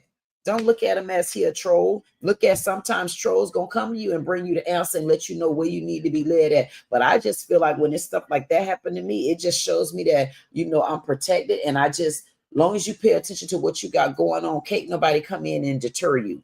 And he just further showed me, and that, which you can't see it, but I'll show it again. That is where I was riding next to it, riding across a home, and they got his yard is set up literally like the jungle. And I noticed every time I pass by there, where the trees are off the road, it seems like you're honestly like going through a jungle or like you're going through the woods. And it's always so cozy over there. And I get over there, and before I end, there go my white bird. And I'm just looking and I'm saying to myself, I seen that same envisionment of all them damn, listen, I seen that man called me a gorilla. And I say, oh my goodness, he came with one of the lamest jokes. I mean, what else would you thought? I mean, anything else in the jungle you would have said other than a gorilla? I mean, damn, you didn't want to call me a snake. That's too good. You didn't want to call me a tiger. That's too sexy. You didn't want to call me a wolf. That's too girly. Like, damn. What else? I mean, so duh, everybody know you was going to use that one. But what about a bear? Anywho. I know y'all say, what does this lady be up to? This old girl don't be up to nothing but this. And I try not to be smiling and stuff. And then because I'm telling y'all, I'm trying not to go back on this lady. Not right now. Because she like irked me. And I'm glad I took that. Give her a break. Because she's horrible. treating young ladies like that. And that lady, this lady right here is so sweet. And I know devil comes in any sheeps and all that type of stuff. I know that, but you also could tell when someone is going through something, because clearly this young lady is going through something. And that's when people lose others, because they start looking at how you look on the outside and instead of trying to say, you know what?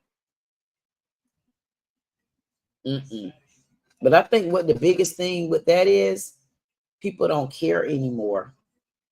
People really don't care anymore. And then you got people like me that feel like, no, but there is somebody that still care. That's how I am. I just feel like, no, let me show you the other side to it. Like, don't, like, even though it's a negative, it could be a negative situation, but I'm telling you, if you really think back on things, sometimes you got to connect the dots as to why that negative had to make sense in order for you to move forward. And that's why people don't get it, but that's when you learn to put yourself first. Because when you learn to put yourself first, then you'll know how to trust yourself. And then when you know how to trust yourself, you pay attention a little bit more. And while you're paying attention a little bit more, don't forget other people paying attention to you too. So now you're attracting people to you.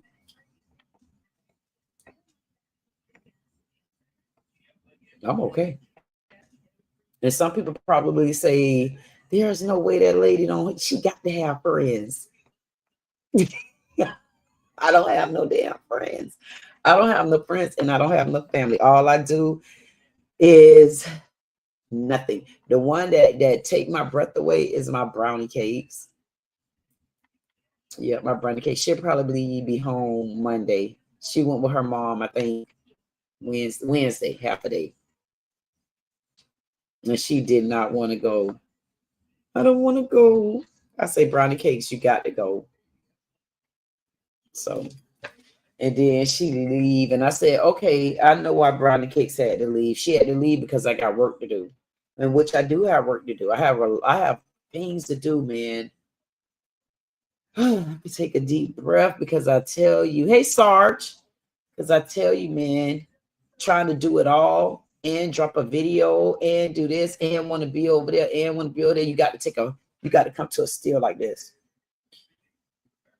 And then you just got to say, you know what, today I'm going to go do something the opposite of yesterday, whether I want to or not.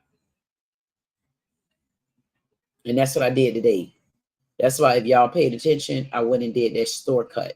Because honestly, I was supposed to go to the swap shop Wednesday. I couldn't do it. Remember, I was feeling like drained. I was feeling really, really, really, really, really, really, really, really, really, really, really, really, really, really, really, really, really, nearly, illy, dilly. Sarge say, hell, wrench me up. I'll kick that nonsense out of here when I see it. I got you, Sarge. Sometimes, Sarge, those trolls entertain me, because listen, if those trolls didn't entertain you sometimes, then how would you see the other side to things to be able to handle it?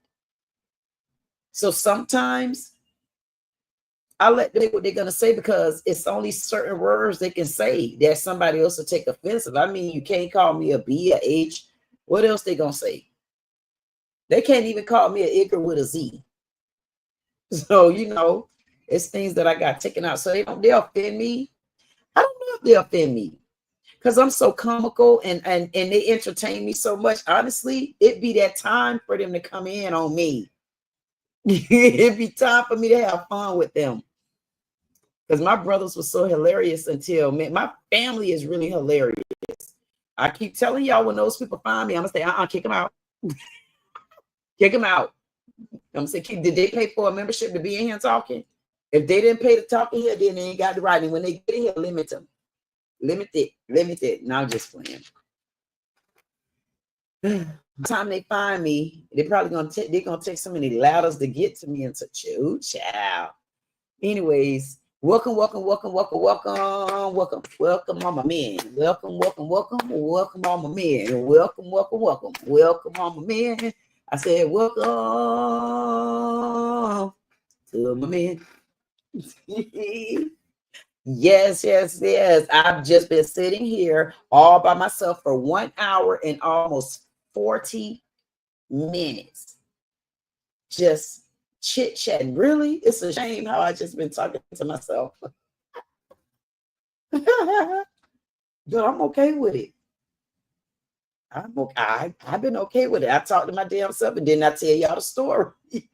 I ask myself a question and I let y'all know. And if nobody respond, then I go ahead and respond. Y'all think y'all be the only one watching. It's people out there be watching and they be in the bushes. Those are my parking lot pimps and then my parking lot pimpettes. Hey, y'all. Y'all know where y'all at. Y'all sitting here watching Queen. Yes, y'all. But listen, here's the thing.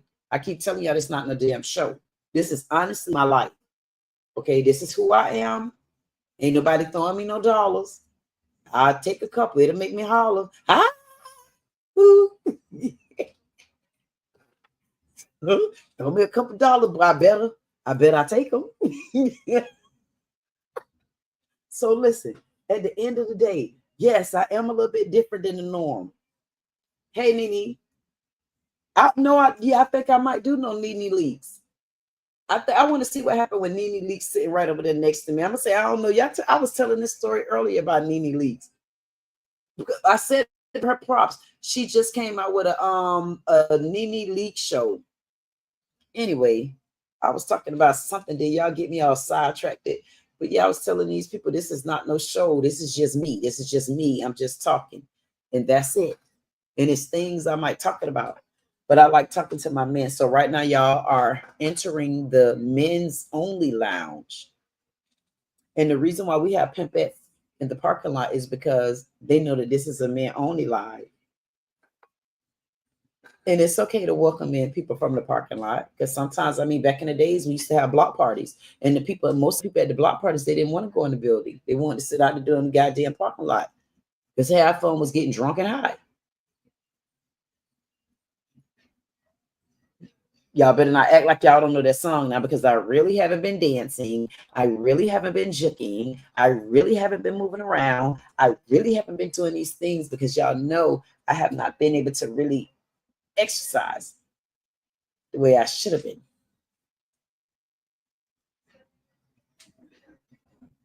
Yeah, and yes, I know y'all saying, what this girl got on? You know what? Y'all ain't gonna believe what I got on today. Oh, yes, you will. If y'all want to see what I had on, go to the live that I did earlier today for the rainbow. And I literally just told this story. I should play that video. That old lady said, "Oh, you look good, baby." I said, "Thank you, so do you."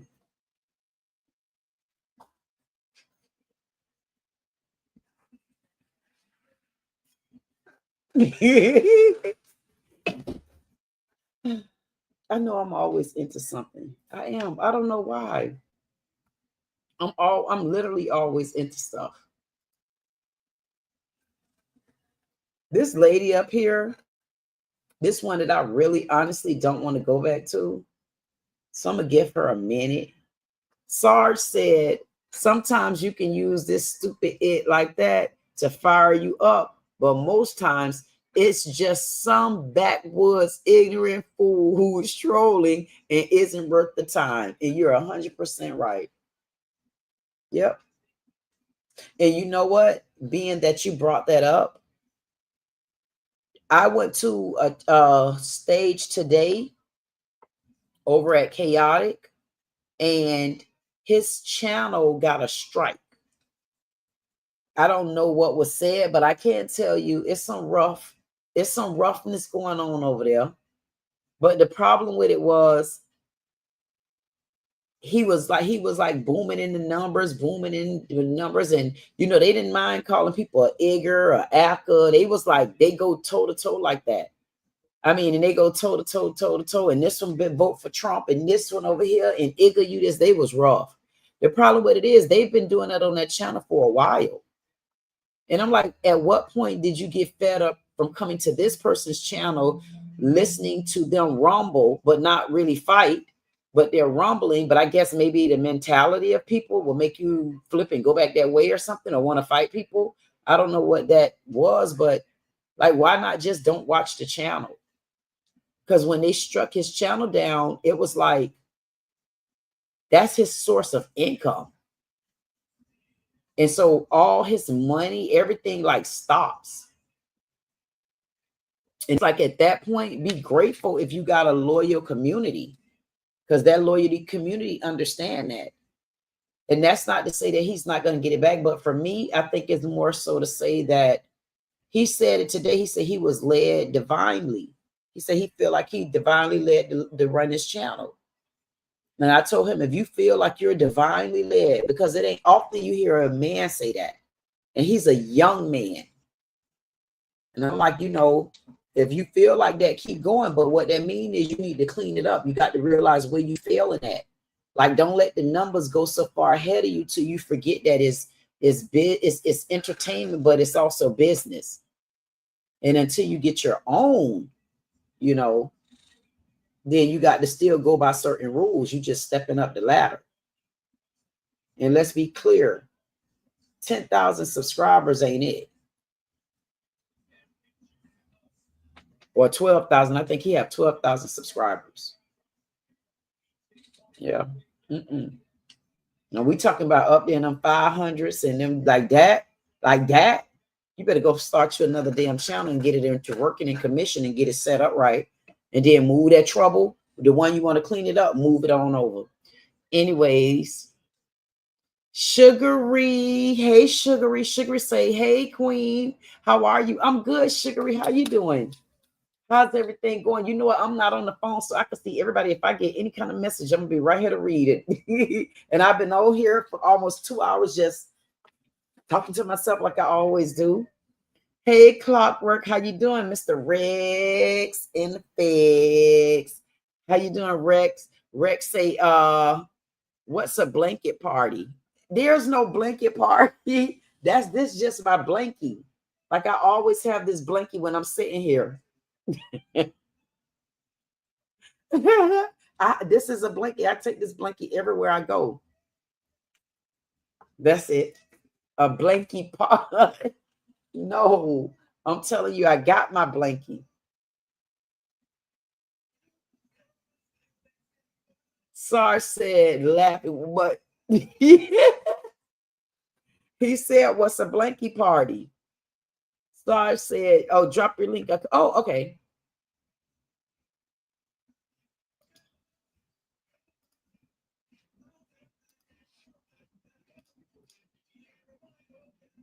Bam. Oh, I went to clapping. How you gonna go to clapping and you didn't even send the link yet? Well, at least I caught my own self. Okay, nobody caught me for me. Okay.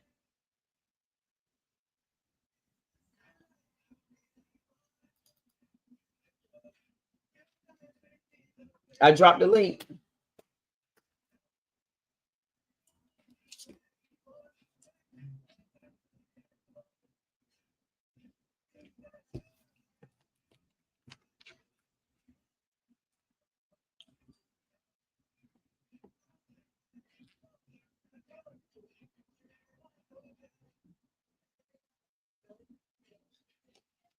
Oh my goodness. Thank you. Thank you, Sugar. I definitely appreciate you for that. Sugary said, you looking fine. You looking fine, girl. I think I already jumped. Go and look really quickly. Go look really quickly at the live when I was in Rainbow today. Go really quickly and look at that live. And coming to the stage. I dropped the link in the back.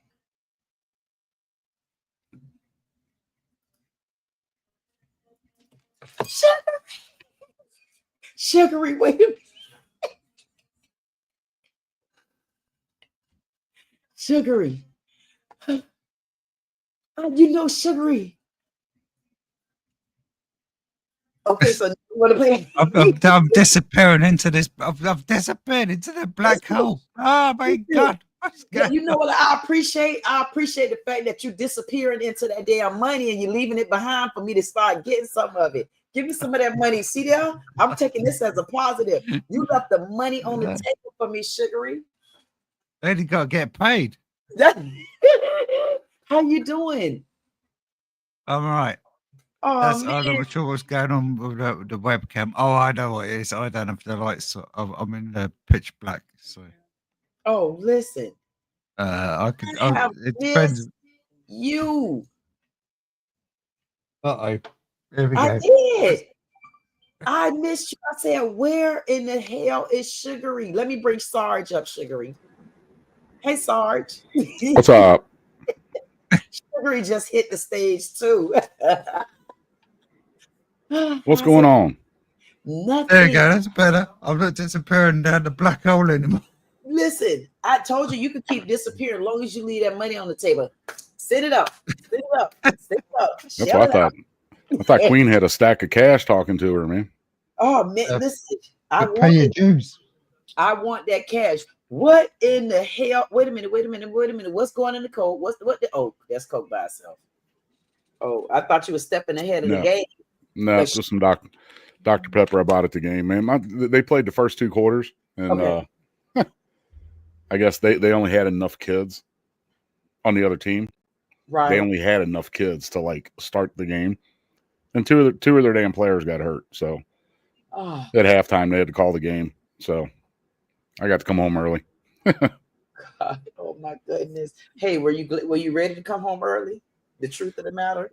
No, my granddaughter, man, she's 11. She's a fucking baller, dude. Oh, She plays on their school team and plays on the select team. So Ooh. yeah. Then my 2 other grandkids, they play sports as well. The only one that's not playing is the one that's only 3. So you know. And listen, does the 3-year-old seem like they're going to Oh yeah. head the same direction, or is venture Oh, out? yeah. Yep, absolutely.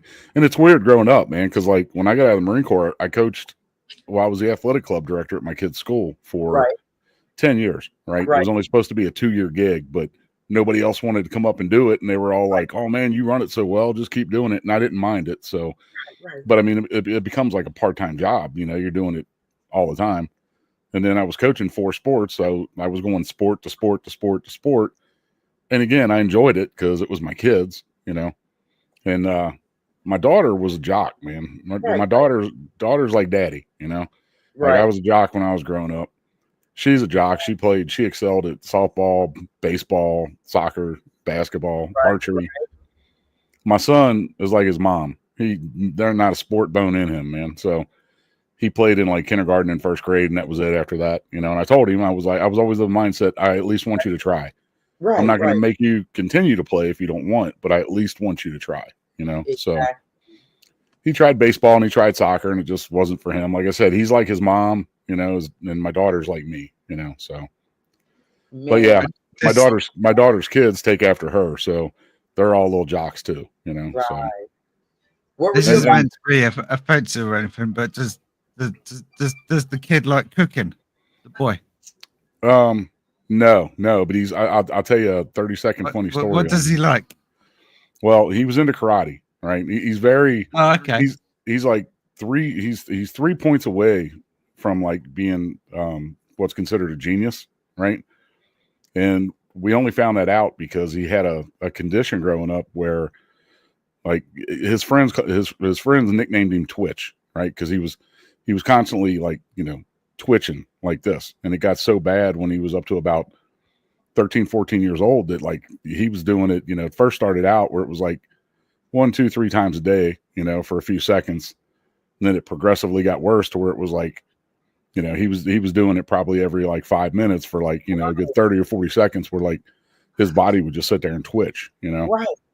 And so they ran all the neurological and the physiological tests and everything, trying to figure out what it was, because they couldn't figure out what was wrong with him. Because like body wise, he was healthy. Mentally, he was healthy.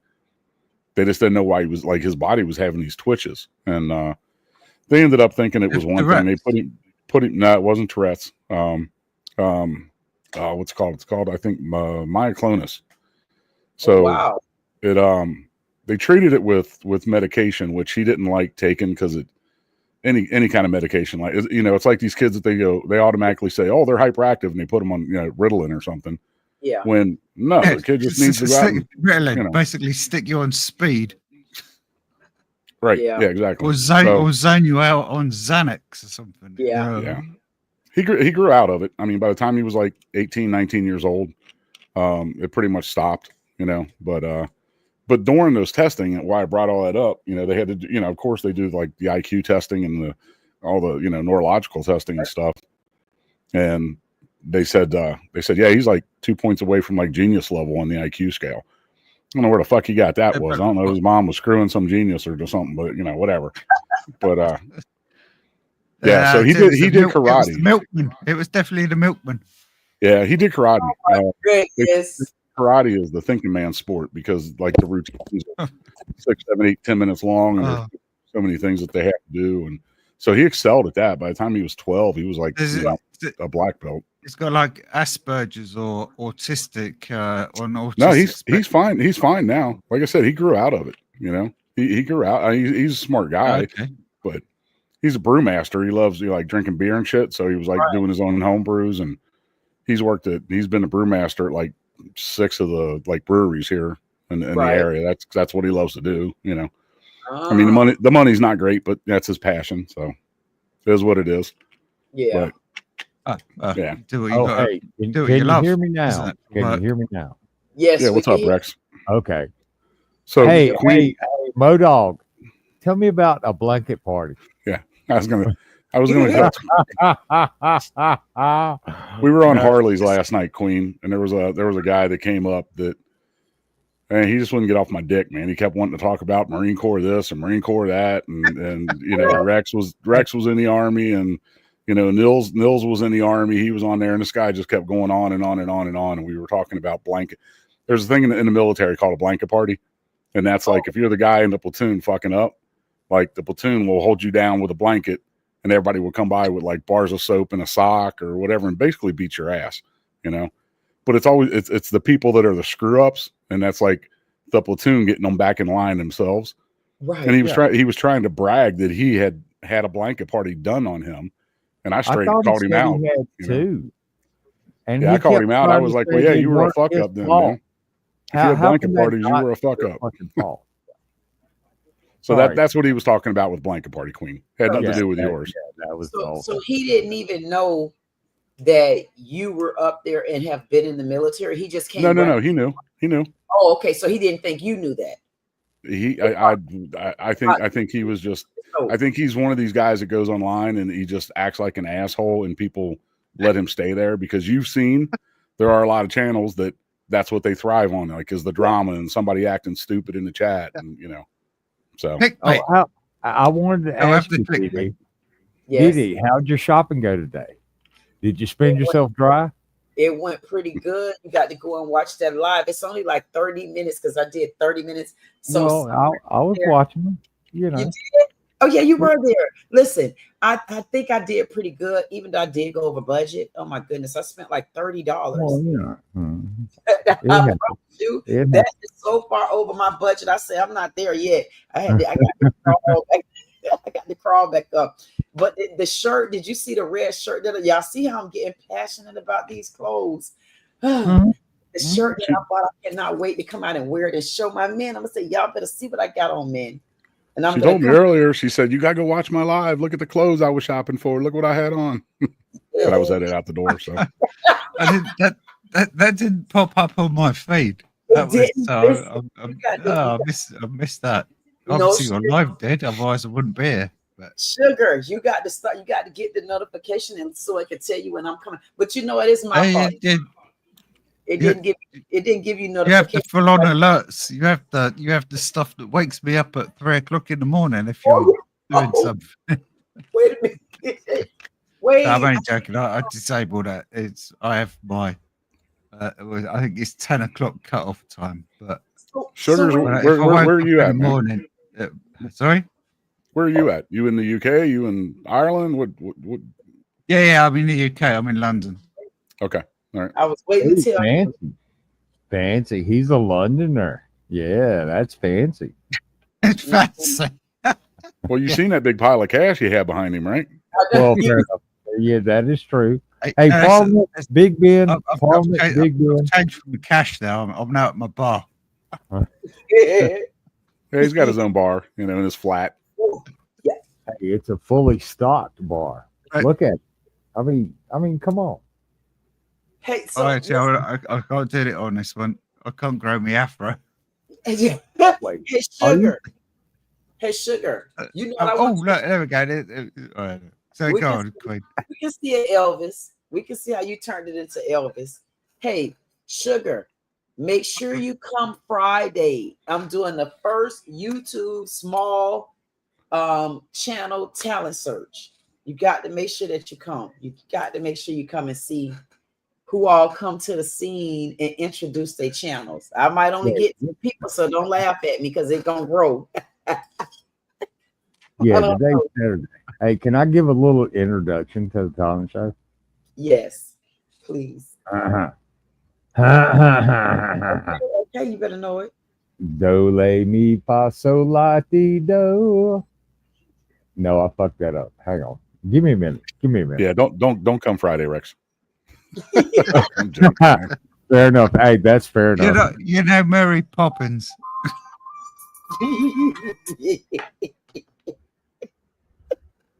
Okay, we waiting again. Chim chimney, chim chimney, chim chim karoo. You asked for it. Hey, he That was asked for it. got another chance. Keep going. Oh no, hang on. No, I gotta look. Let me set Let's this let's up. hear you rap something, Rex. Let's hear you rap something, man. Hey, I cannot rap like they were doing on my stream earlier. I'm not getting out of my I seat. mean, PCK had that shit nailed, and I cannot. I can't talk that fast. I just can't. So there's that.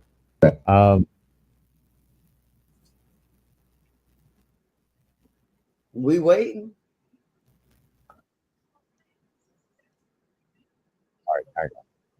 And here's it. You could always bust out your opera voice, man. Clockwork. Ave Maria. Oh, sorry. That's it. I stayed in this one place just like this. Bring me back to the front. Bring me back to the front because you say "Ah Maria" and you left me right back here. Ave Maria. Yeah. Okay. Go see, you should sing that song. I might like it. Is this the one that Beyonce also remixed? Hey, I'll do my best one day, but not today. Not today.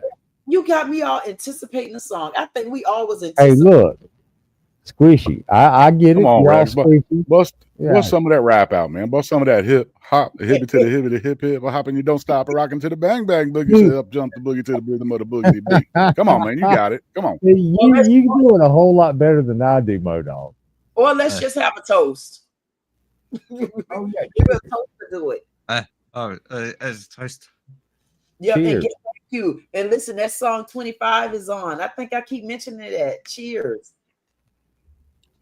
Cheers. The only Cheers, words cheers I with can my remember Dr. of it Pepper. are my Adidas. Oh, you like that song? Two What's trailer park girls go I round the grew outside, up round the on- outside, round the outside. Oh, I grew up on that stuff. that's the closest I can get. Yeah. We listen, you know we didn't even hear you. Yeah, you gotta do Two it trailer again, man. park girls go round the outside, round the outside, round the outside. Hey, I'm a white boy rapper, so there you go. Okay, we got that. That's Eminem, though, man. So you know. Oh, Is that Eminem? Yeah, You want that? that was Eminem. You want that count rap? Okay. Wait, so what? we got everybody. I bought his last album, the one that the one that went absolutely. I think I just viral. saw the fly. Hang on, I'll be back. Oh. What is this that Rex brought up? Boys, he's over there eating bugs and shit, man. Who? That's what Rex did. He said, he goes, hang on, I'll be right back. I think I just swallowed a fly. What the fuck? Oh, that's gross. That is. That's always why you wear a So sunglasses. face mask when you're riding a mountain bike. Is the Jug a female or a male? No, Jug is a male. A male. Okay. Yeah, Jug. This is a men only live. I know, but I see him like, you know, on all the different channels now. I never knew if it was a he or she. So yeah, what's up, Jug? I was being funny because as you'll see, I don't know where they at. They died down a second, but they'll be at. I have plenty of women flying in telling me, oh, they man like they macaroni and cheese. They get so mad with me. I say, well, how did I get the pleasure of meeting you at a men only? They come in and they talk junk to me and they leave out. And then you have some of them that talk junk and I end up letting them stay. And then you have a couple that come in and be nice and then I let them stay. You'll get to see which emotions I be in. It all depends on the people. Fair enough. Yay, I haven't been blocked yet. Why would you be blocked? What reason would you need to be blocked? Ask Society X. Why would you? Why did you get blocked off of him? He's blocked me twice. Wait. Well, you know, people. He has some trigger words, but I can't say certain trigger words. So I can't. What's the trigger word? I think I might say it. What is it? Hey, if I know anything that begins with M, to be honest. Just say it. Well, man was the last one. No, what is the trigger word? Anybody catch it? It's over my head. I can't get. What is it? And the other word the first time he blocked me, I said the word Muslim, and it's like, boom, blocked. It's like, what the fuck? I'm making valid points. So anyway, I don't want to get into it too much. No, you should. Who was this? Whose channel was this? Society X. I mean, he's a good guy. He's obviously just got it in for me. But that's not fair. He might be on his period. Hey, that's look, not fair. I attracted trolls that I didn't even know were out there. So yeah, it happens like that, and sometimes you got to drop the hammer. That's just how you got to do it. I guess I say that's not fair. Listen, and y'all know, I know y'all men gonna bogart me back in the seat, but listen, for me, on the softer side of it, I think that's not fair because, like right now, we're sitting on a panel right now. We got Rex, we got Sarge, we got Sugar, and we got me. So if me and Sarge is talking, and Sarge and I don't agree on something, you think it's fair that he comes on the panel? But this is our stage. The panels is over there. Where the men normally at, but you're on the stage right now, and I treat this seriously. So when I'm talking to my men right now, y'all probably would think I'm joking. No, I'm talking to my men where y'all notice I'm comfortable, and I could be me. So if I'm comfortable and I'm me, and Sarge say something and I don't agree with it, so should me and Sarge completely fall out and just block a loyal person that have become family, help you make your content inadvertently?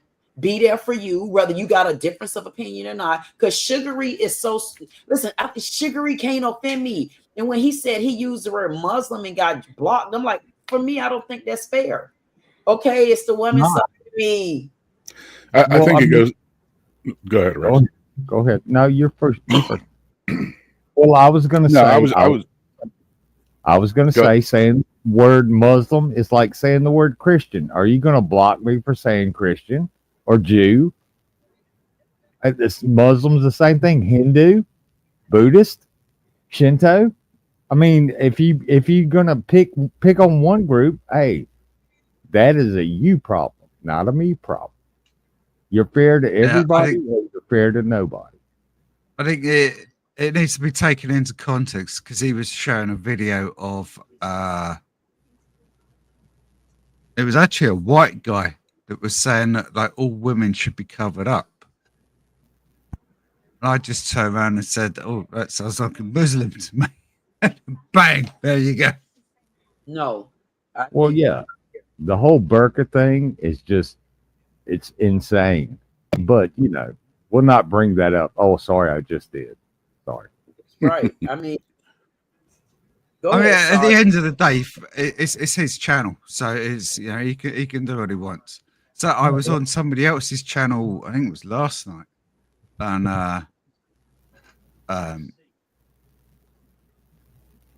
And Society X was on it, but it was somebody else's channel, so he couldn't block me. You could blow. You could That was block. quite funny. You have no power here. Yeah. So we're on stage Yeah. together. Hey, what do you? Okay. Hey, DD. What do you call that wrap you put on your head? What is it? Well, Has it got a name? I was gonna say dashiki, but that's not right. no, because you know why I wouldn't be a dashiki? Because what you don't know, this is actually a cap. See, this is the cap. Oh, okay. Okay, fair enough. I just decided to kind of, instead of pulling it all the way down, I decided to kind of do it and lift it just like right here, because I could pull it down a little bit more over my eyes. I decided to put a black and white leopard print or whatever print scarf around that. And then I said, that's too much black and white. And I didn't want to take it off because I wanted this speckled white. So I wrapped the other black scarf around my head. And Hey, look, it works. It works. so it's Ebony and Ivory, we live together in perfect harmony. Side by side with my son. some Stevie Wonder for the fucking win, mate. I'm not too sure about the Beatles dude though. I think he was a fruitcake. Hey, I'm no Michael Jackson or Paul McCartney. Okay, I'm just saying. I didn't mean to come up here and break up your stream, DD, but yeah, the joke was right there, and I couldn't run with it. So I picked it You up. didn't do nothing wrong. What you apologizing for? My apologies. Pretty much, yeah. Did I miss Free something? speech. Free speech. Oh. Over here, you'd be probably be getting your door kicked in tomorrow in the UK. No, you know what? It's a difference. I think that's what the problem is. I think people need to learn the level of free speech and when it should exist and when it shouldn't. Why? Because right now we're sitting on the panel. We have difference of opinions. First of all, it's for mature people on this stage. And if we weren't mature people, we all are mature people sitting on this stage. No, So you say that now. Yeah. listen, go ahead. Cheers.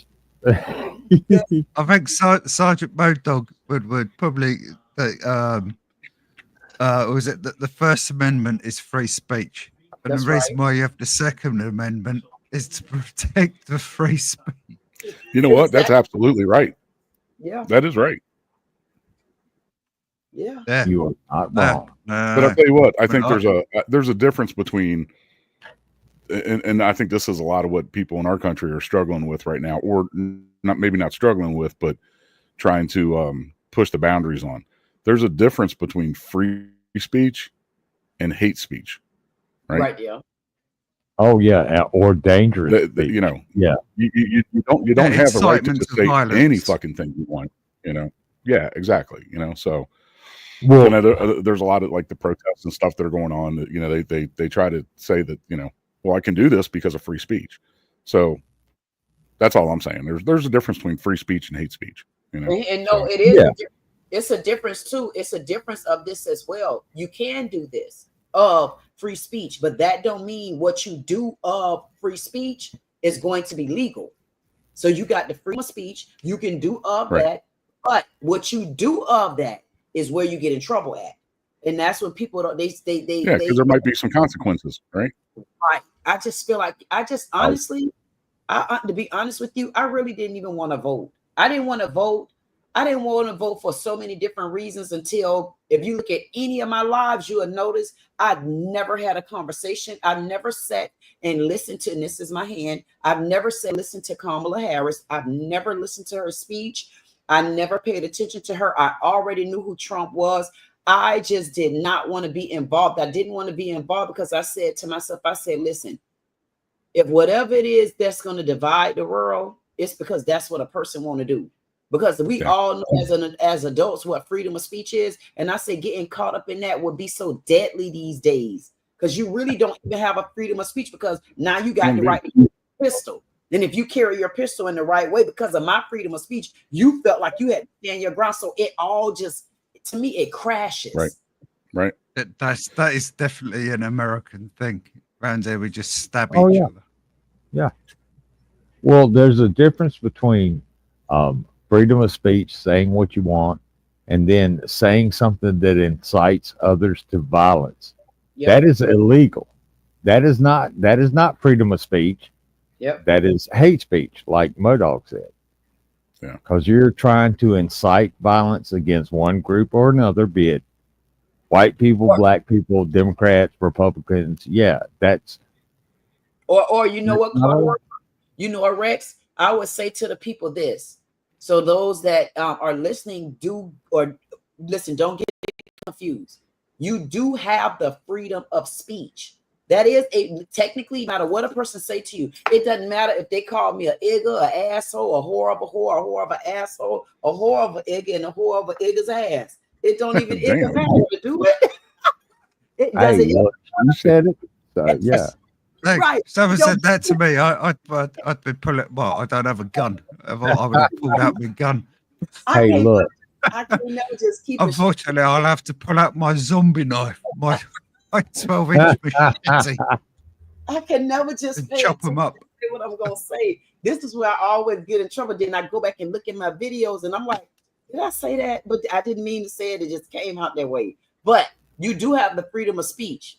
But just like everything, you're supposed to look at that clause. You know what that clause? You know that fine print that goes up under the dot up under there. That's the clause in it. Those are the fine prints that you need to pay attention to before you spew out your freedom of speech, which you do have the right. But the clause in there is what's hate speech up under that freedom of speech. Right. And people get that confused. And that's that small print. You can't do it. Can't incite it. I don't know. It'd be a lot of tension because it. Well, let me swing it back around then, so you don't screw your channel up by talking about politics and everything. That's not gonna. What'd you go shopping for today? I ain't got a chance to watch your video yet, man. What's all these shows the latest shoes? What's all these Queen Nubian sexy clothes you talking about you bought or whatever? Hey, Queen Dee Dee is a big old. Hey, she's a big old chocolate drop. She's got to find the right size to fit her. So, yeah, that's kind of hard to do. Yeah. Listen, if Well, y'all you're 6'2", right? I'm 6'2", yes. But listen, that's what I'm telling you. You have to go back and I'm gonna drop a short tonight of what I have on, like out in the open, like what this is. I'm gonna drop a short tonight. And when it was so impressive because the old lady walked past me and she was like, "Ooh," she said, "I love what you got on." And I happened to be on the live. And she said, "Ooh," she said, "I love what you got on." And I looked at her, I said, "I love what you got on too." She had on some wear where she went exercising. I said, "Girl, next time come out of those tennis shoes and throw some heels on." And she just went to giggling. Yeah, that's what Rex does. That's what Rex does. Hey, look, every time I come home from going out to get beer, I immediately strip naked. No shirt, no shoes. Hey, you got the service. You know what I'm saying? Yeah. Thank you. I'm a fan of sitting in my boxes. I don't go completely naked because my computer chair is fake leather and my butt sticks to it. Yeah, okay. Go to stand up and your balls stick to the chair. That's horrible. It depends what I'm doing on my computer chair. You know what I mean? Really? Thank you for the I'll tell you what, that's Hey, Sarge, completely like. Well, I probably wouldn't. I probably shouldn't even say it. So I won't. I plopped down on the couch the other night. I'll plant that in your memory. You can wake up in the middle of the night. I and plopped go, down oh on the my couch god! the other night. What the hell is going on? Jimmy Hugs has got his balls stuck to the chair. No, I was doing something. All I had on was my boxers, man, and I sat down on the couch, right? And I wasn't thinking about it. I just plopped down on it. Man, I sat right on my balls. I sat there and cried like a fucking baby for 10 minutes. Ow. I was like, oh, that sucks when you get to be that age. I'm like, you gotta take care of you gotta watch out for the hangers and shit. Man. Wait a minute. Here's the funny part about it. That's the only disadvantage of having balls. You're liable to crush them, or someone else will kick you in them. The funny part about this, I begged for that story. I kept looking. I waited for Rex and for Sugar to get through talking, and I said, "No, go ahead, tell her that story." I kept begging you to tell the story. I didn't know I was going to hear. I didn't know I was going to have to hear you were sitting on your balls. Yeah. Live and learn, right? Live and learn. No, I just learned. I mean, You'll learn. expand Mo Dog on my doesn't have a war filter, stories man. if you want. I don't have a filter. It gets me in trouble sometimes. What do you think my No, I have no. I'm Nope. English. I definitely have no filter. But you know what that tells me also, Sugar, that I was going to say earlier. That tells me that, like, for something like what you just said, to know, like, in the United States, if you say the word damn Muslim, if you say the damn word Christian, if you say the word Jew, oh well. If I say that word and I didn't like it, what? That just shows you in the United States, that's no big deal. But over where you're at, I don't know if the person make it a big deal or just in the country, that word is a big deal that you can't use. But for us, see, what you may think is offensive to us, speak freely, because it may not be offensive to us is the point. Like, this is a platform where you can speak freely, because I don't think your freely is anything that's disrespectful to us. That's what I want to And do. that's just it. When it comes down to it, the bottom line is they're just fucking words, right? I mean, they're only going to hurt you as much as you let them hurt you. You know, and I'm not saying, you know, you can't say something to somebody that's going to offend them, because sure, yeah, you can. I did it the other day on somebody's stream, and I heard about it because I mentioned I don't like to talk about politics, right? But I got caught up in the conversation that was going on, and I was in the chat, and I put something that was political, and ended up hurting a few people's, you know, feelings because of what I said. And you know, and I get that, you know, that's fine. I get it. Right. Like, you know, I probably, in hindsight, I probably shouldn't have said it, but you know, no, I'm not going to say I'm not going to say what it was. I mean, it wasn't terrible. It was just, you know, a viewpoint I had on something. And, you know, again, I didn't mean it maliciously. Yeah. It wasn't meant maliciously. I got caught up in the conversation that the people on the panel were having, and you know, no, I'm not gonna say it, Queen. I'm not gonna say it, because I've already had. You know what? I've now been on YouTube long enough since I started hanging out with G2K and Harley, like for the past like 3 or 4 months. That the people that had a problem with what I said, somebody had screenshotted what I said and sent it to them privately. You know, so I'm at that point now where I guess enough people are like, I don't know, watching what I say or looking for me to say something stupid so that they can screenshot it and send it to somebody else. And I'm like, I ain't got time for that shit. So I apologize to them and I meant it. I was like sincerely apologetic that what I said hurt their feelings, right? Because that wasn't my intent.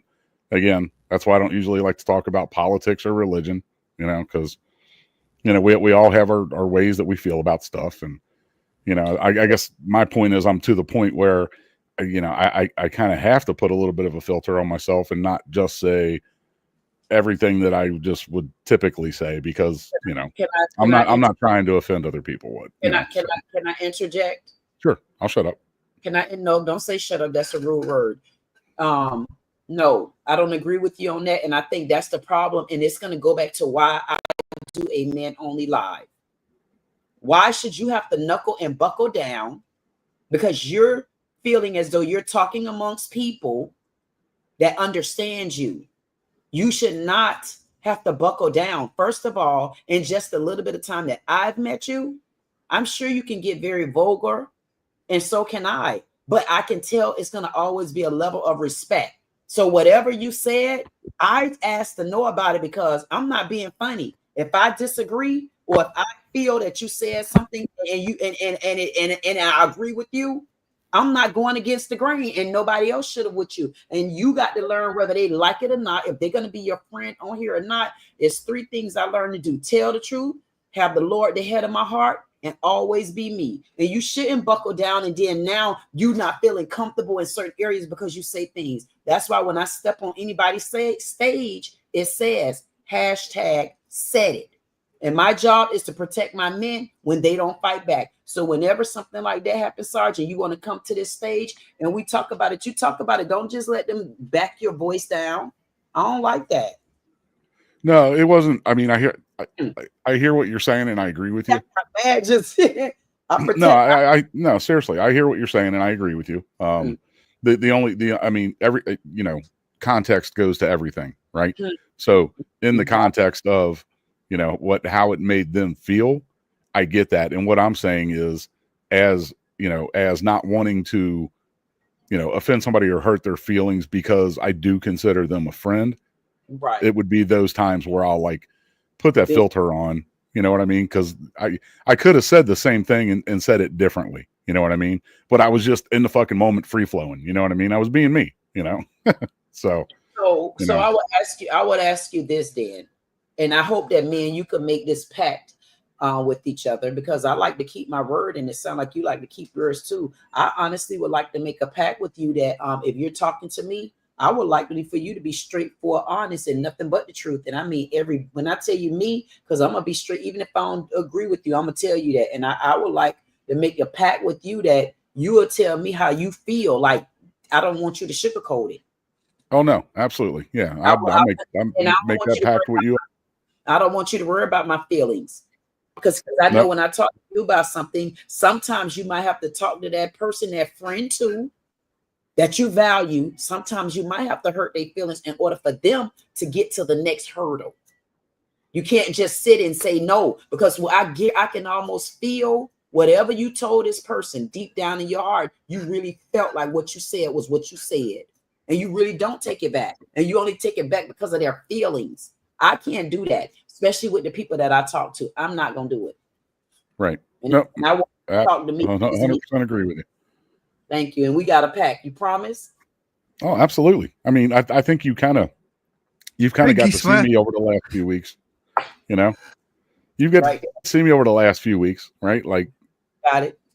Okay. I don't know which one is which. All of them, because Sugary was doing the same thing, biting his tongue. But this is the house where you don't got to bite your tongue, because I already know who you are. Just be you. I'm me. I mean, I put it out, and like you said before, depending on which panel I'm on, That's like right. if you're on a G2K panel and he's doing, like his Awareness Monday something, well, I'm not gonna act the same way as I do on like a Thursday night when we're all on there just cutting up and being stupid, So it's one of those. Yeah, no. Can I ask you this question? Absolutely, I make that pact with you. Sure. You share? You definitely did, and I'm gonna make that pact again. And I want to say to you this: it doesn't matter when you're here with me and we're together.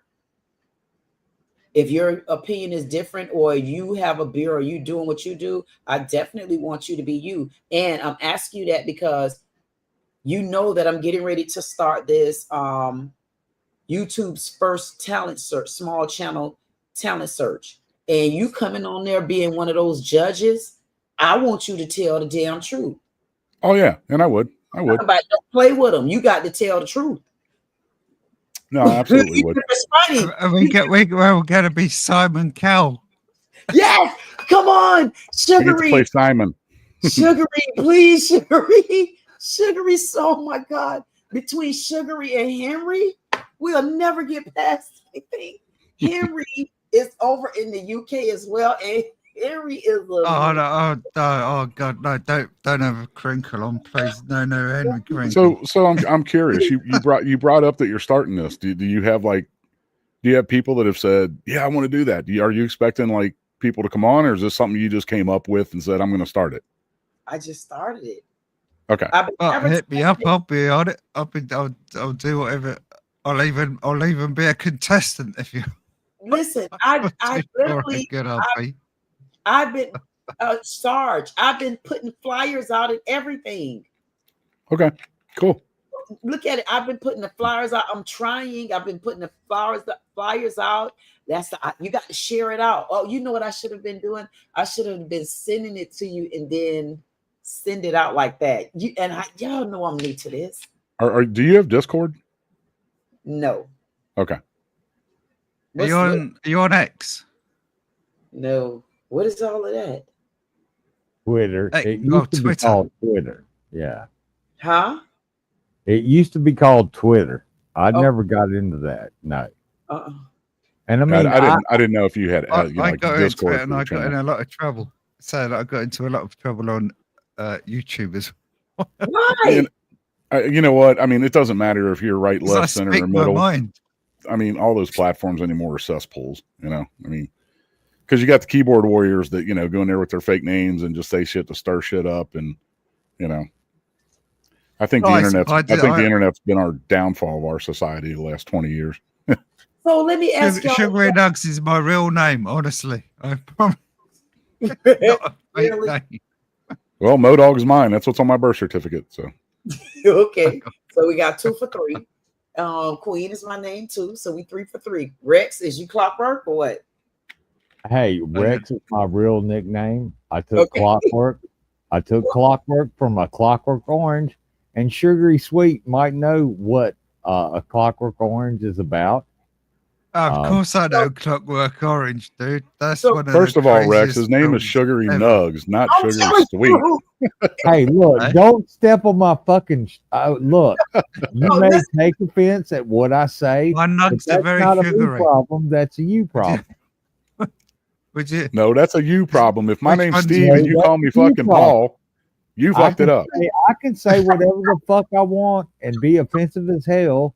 And if you take offense to anything I say, like George Carlin jokes, yeah, okay. You can be offended as shit about everything he says. Get up and walk the fuck out. Don't stand there and shout at me. Don't Because make me something I don't make me said get a blanket offended party together, you. man. Yeah, I was watching don't do the blanket I party. was watching someone else, and they was, like a comedian, and they were saying You said it. offense is given, it's not sorry, offense is Yeah, taken, offense it's is- not given. Yeah, Right. it's not given. Sure. And that it's- is, and the last time I heard that was Ricky Gervais on his if you've seen the last Ricky Gervais, if not, I love him. You know what? Here's a weird thing. I go to bed every night. I can't go to bed in silence because I got tinnitus from when I was in the Marine Corps. So I just have this constant fucking ringing in my ears. So I can't be in silence, right? Not to fall asleep anyway. So I have to go to sleep with like music playing on low or something like that. And I've been for the last probably white 2 noise. years. Yeah, some kind of white noise. But for the last 2 years, I've gone to sleep listening to the podcast that Ricky Gervais and Steve, what was it, Stephen? I forget the guy's Stephen last name. Merchant. Oh no, Yeah, not Stephen- Carl Pilkington. Yeah, Stephen Merchant and Oh Carl my Pilkington. god, those are I go to, and I've heard every one of them 100 times, but it's just playing as I like go to sleep and shit.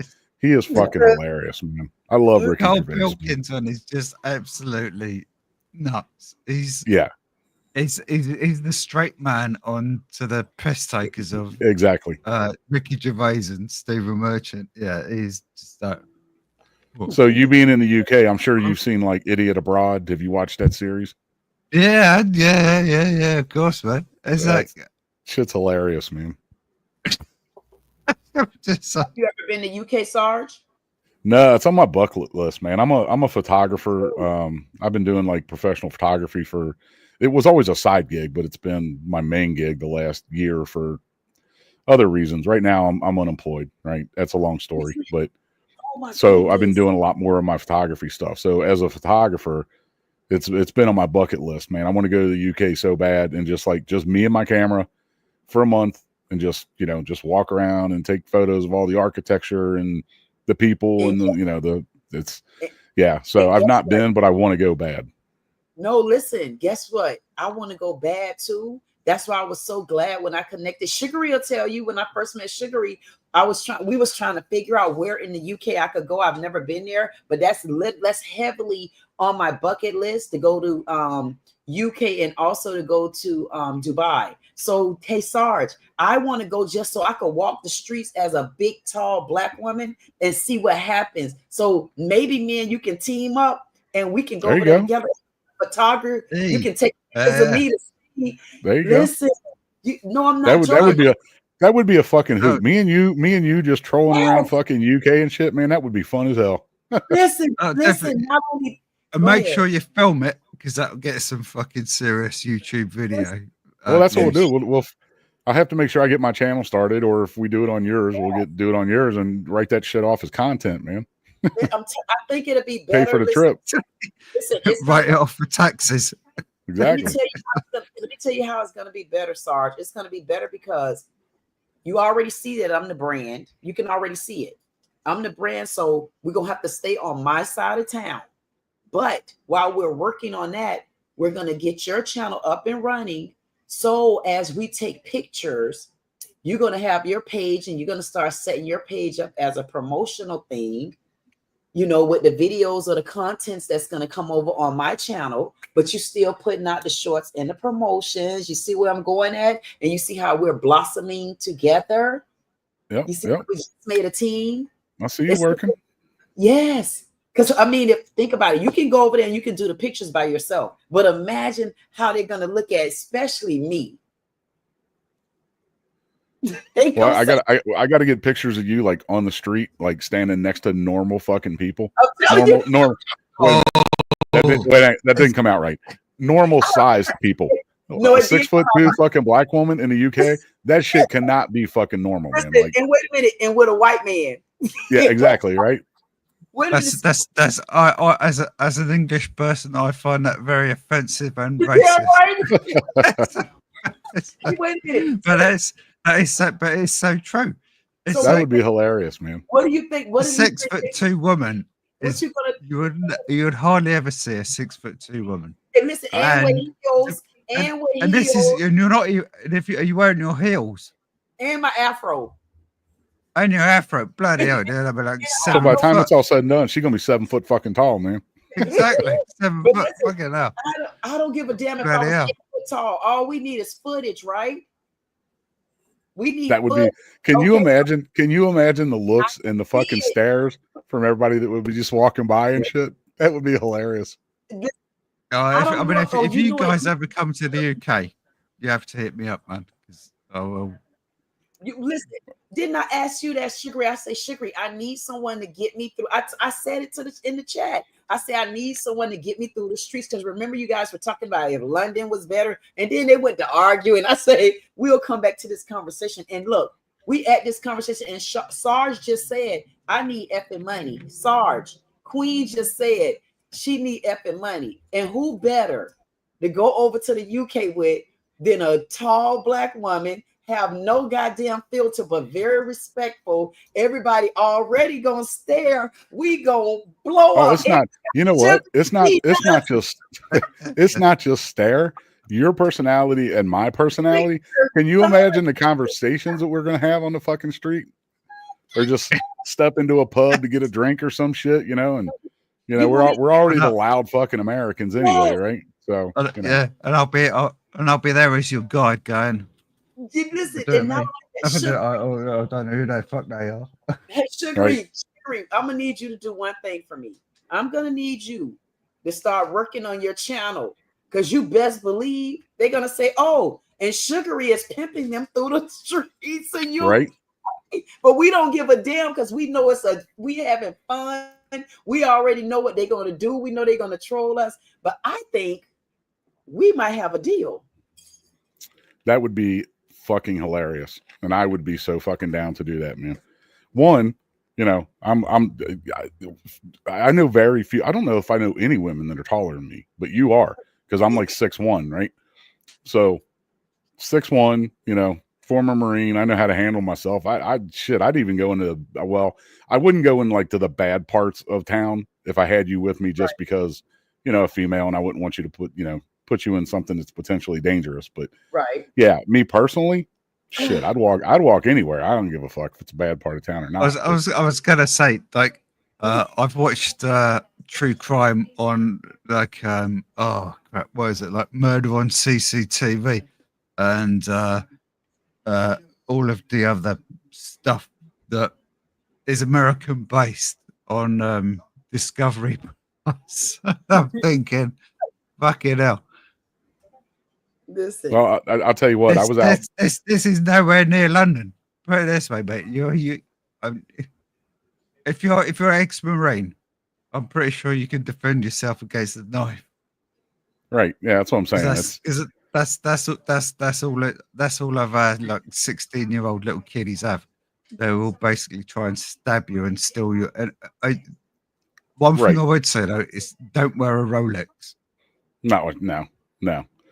But I'll tell you what. Any city you go to, right? I don't care if you're in the States or in the UK or wherever. Every city's got bad parts of town, you know. And yeah, you got to have, you know, some common sense about yourself. I'm out there walking around with $11,000 worth of camera gear around my neck, yeah, I'm not going to go into the the really, really bad parts of town, right? Just common sense, but Right. yeah, I was out. That was probably about a year and a half ago. I was out. Yeah, I was out just photo. I got done with a photo shoot, and the client left, and I just stuck around to just walk around and take pictures and shit. And I was walking across the bridge from Ohio to Kentucky, right? Because it's this really nice, it's a cool bridge, and these 4 younger, middle to late teenage guys came up to me, and I knew immediately. I'm always aware of my surroundings and what's going on, right?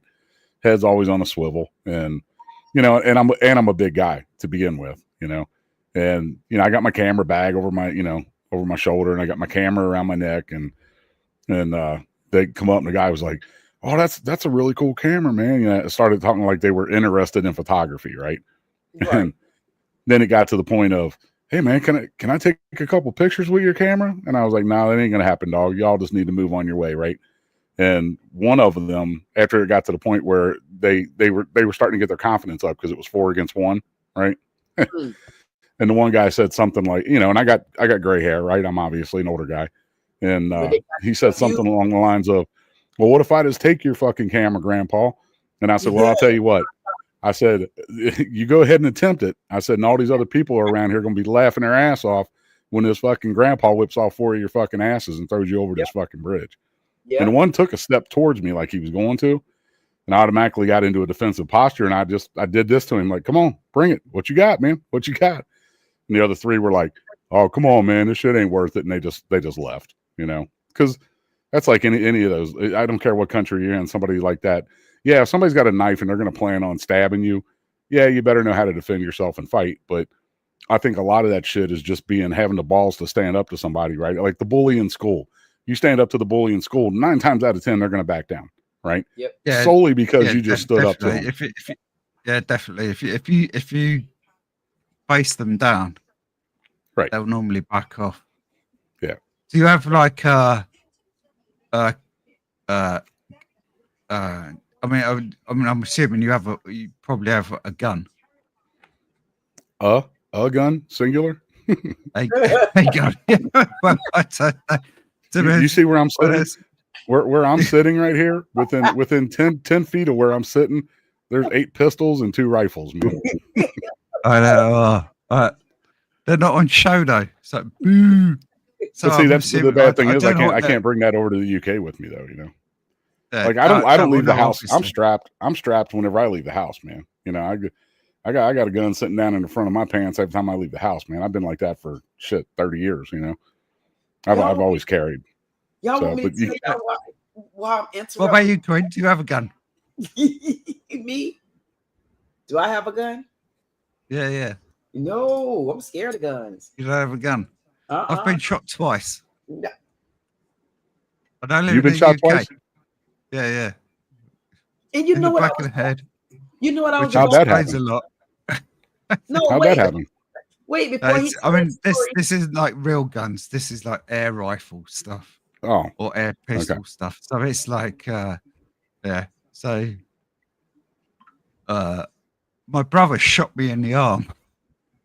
Oh, on accident? Accident. He said brother, so no, it was on purpose. As Mo Dog knows, you never point a weapon at someone unless you intend to kill them. Right. So what was the second one? Well, his intent was to try and bully shoot me in the up. Well, no, actually, it was the air rifle. The safety catch didn't work properly. So when you have to like crack the air rifle, and it will put the safety catch on, and then you put in the pellet, and then you snap it back. And anyway, he pointed at my arm and shot me. Okay. How do you feel about that? I don't know if you better see the scar. Barely. Yeah, you can do some damage with pellet guns, man. Surely can. Yeah, especially the ones today, man. Do you get along with your brother now? He's dead. He shot him. Yeah, shot him with his own air rifle. I didn't. No, he's happily married with 3 kids who are very annoying. Oh, so you don't really like him? No, look, he's my brother. It's family. It's family. Honestly, I don't care. I'm gonna be honest with you because I found and I'm finding that, you know, sometimes I think family is what it's make it. You can't change your family, but that don't make them your family. That make them by blood. But it's a different, to me, the way I had to relearn myself these last 3 years, I had to understand what family is. And sometimes, whether it's blood related or not, it ain't that family on their side for me no more. And I learned to disconnect my heart from it, but still wish them peace. Right. And be able to move on. However, Right. I don't have to classify them as family anymore. I classify them as ones that I used to know. And going forward, to only see what's behind me because I've been looking at what's in front of them ever since I can remember. And it did me no good till they made me walk away.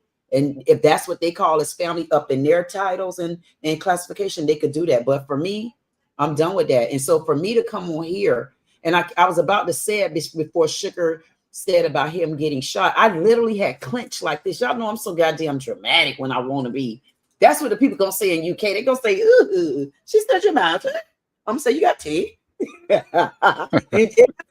Sarge gonna be sitting there saying, I don't know what she's gonna say next. but I'm gonna catch it I'll be like, go ahead. I got your back. Go ahead. But I'm gonna catch it on video. But I'm gonna catch it on video. But the point of the matter is, if I was about to say, y'all know when I take a deep breath, that means I'm telling y'all something from my heart. And I'm gonna tell y'all, I feel so comfortable anytime I'm on the stage with both of you. And I'm not being funny. Like I know it's meant for me to, when I sit and talk to y'all, it's meant for me to, if it's on my mind, say it. And I like that I got Sarge sitting right there below me. Like Sarge, like, no, Queen, I got you. I promise you.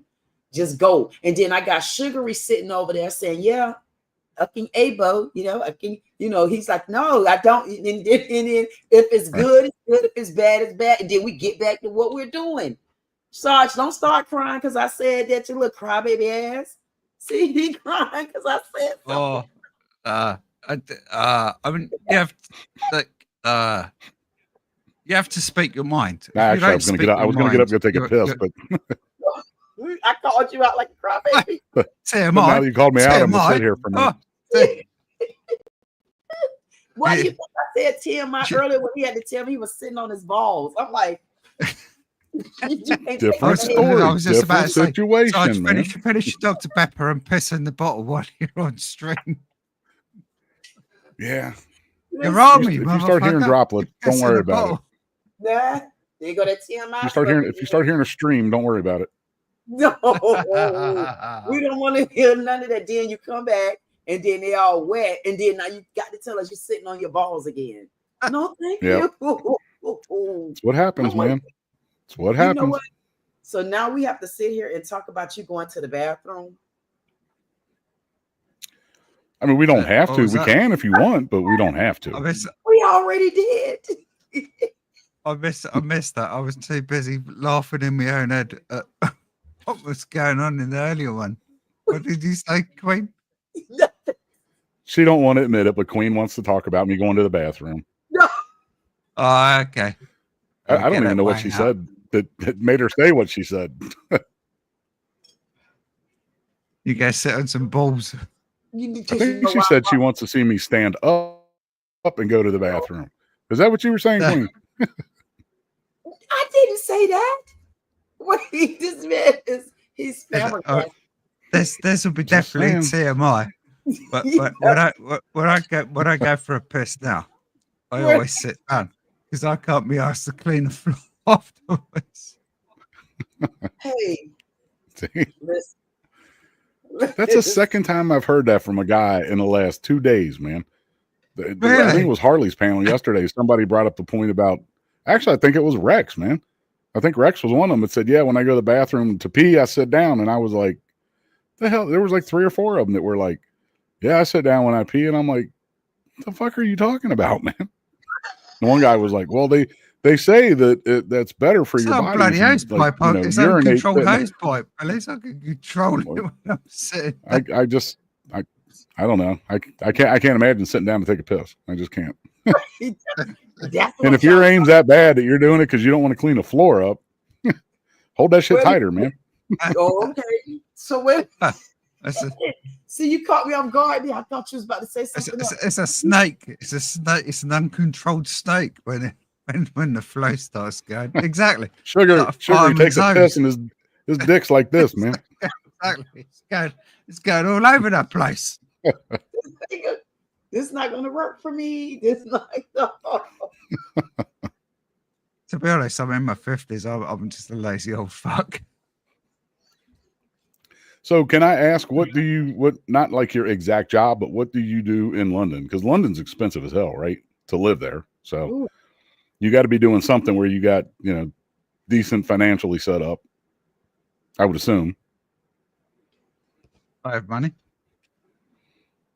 Okay. Don't tell the government. Okay.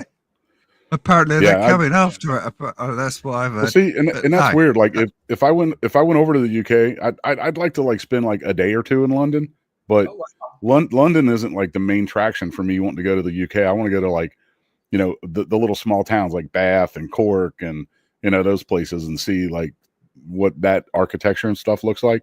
Yeah, it'd be cool to hang out in London for a couple days, but if I was only in the UK for 2 weeks, I wouldn't want a week of that to be just in London, No, yeah. You need to be honest, I would say you probably need to do a month.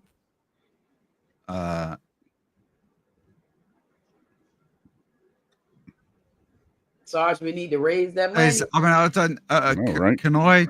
Can I talk about another person's channel? Yes, go ahead. I mean, we have. I'm not gonna know who the hell it is anyway. So me either. Unless they come over. I don't know. You might do, but they come over here. do a lot.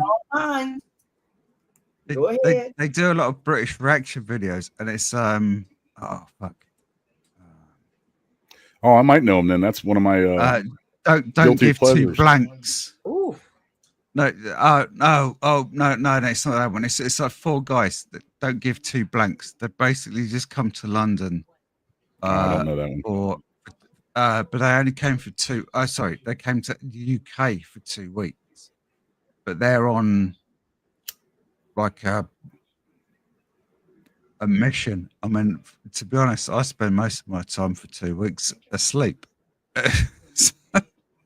So I mean, what are they doing? Like, why'd you bring them up? Because they're Americans from, I can't remember where they're from now. Probably New York. No. They're proper hillbillies. Oh, okay. So they might be around my neck of the woods then. Yeah. I mean, I mean, they're not East Coast, West Coast. They're like mid central. I can't remember. Well, they might be around Rex, man. Rex is in West Virginia, so. No, it's not. But anyway, that's hilarious.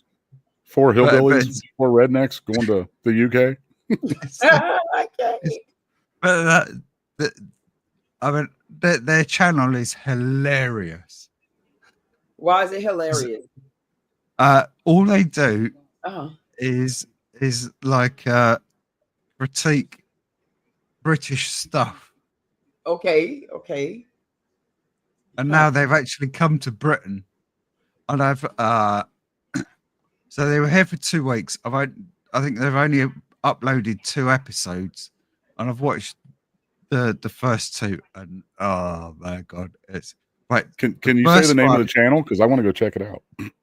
Because listen, and I'm interested too, because listen, if you say they do what now? They do like the hilarious things, right? So imagine if Sarge and I go there, we'll be looking for someone like that to team up with, because hey, y'all already say I'm funny, so we might be able to piggyback off of it if you got any connections to them. You just not, hey, the price of gold ain't gonna be the same tomorrow. I'm gonna tell you now, baby. Hey, baby.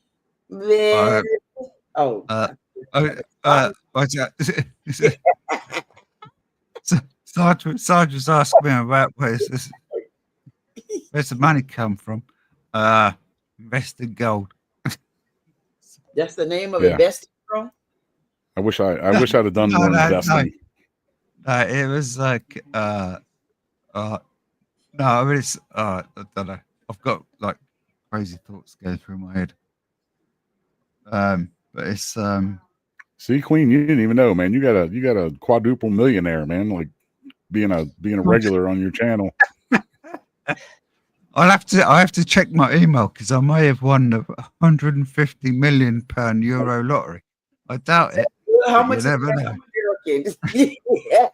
150 million quid.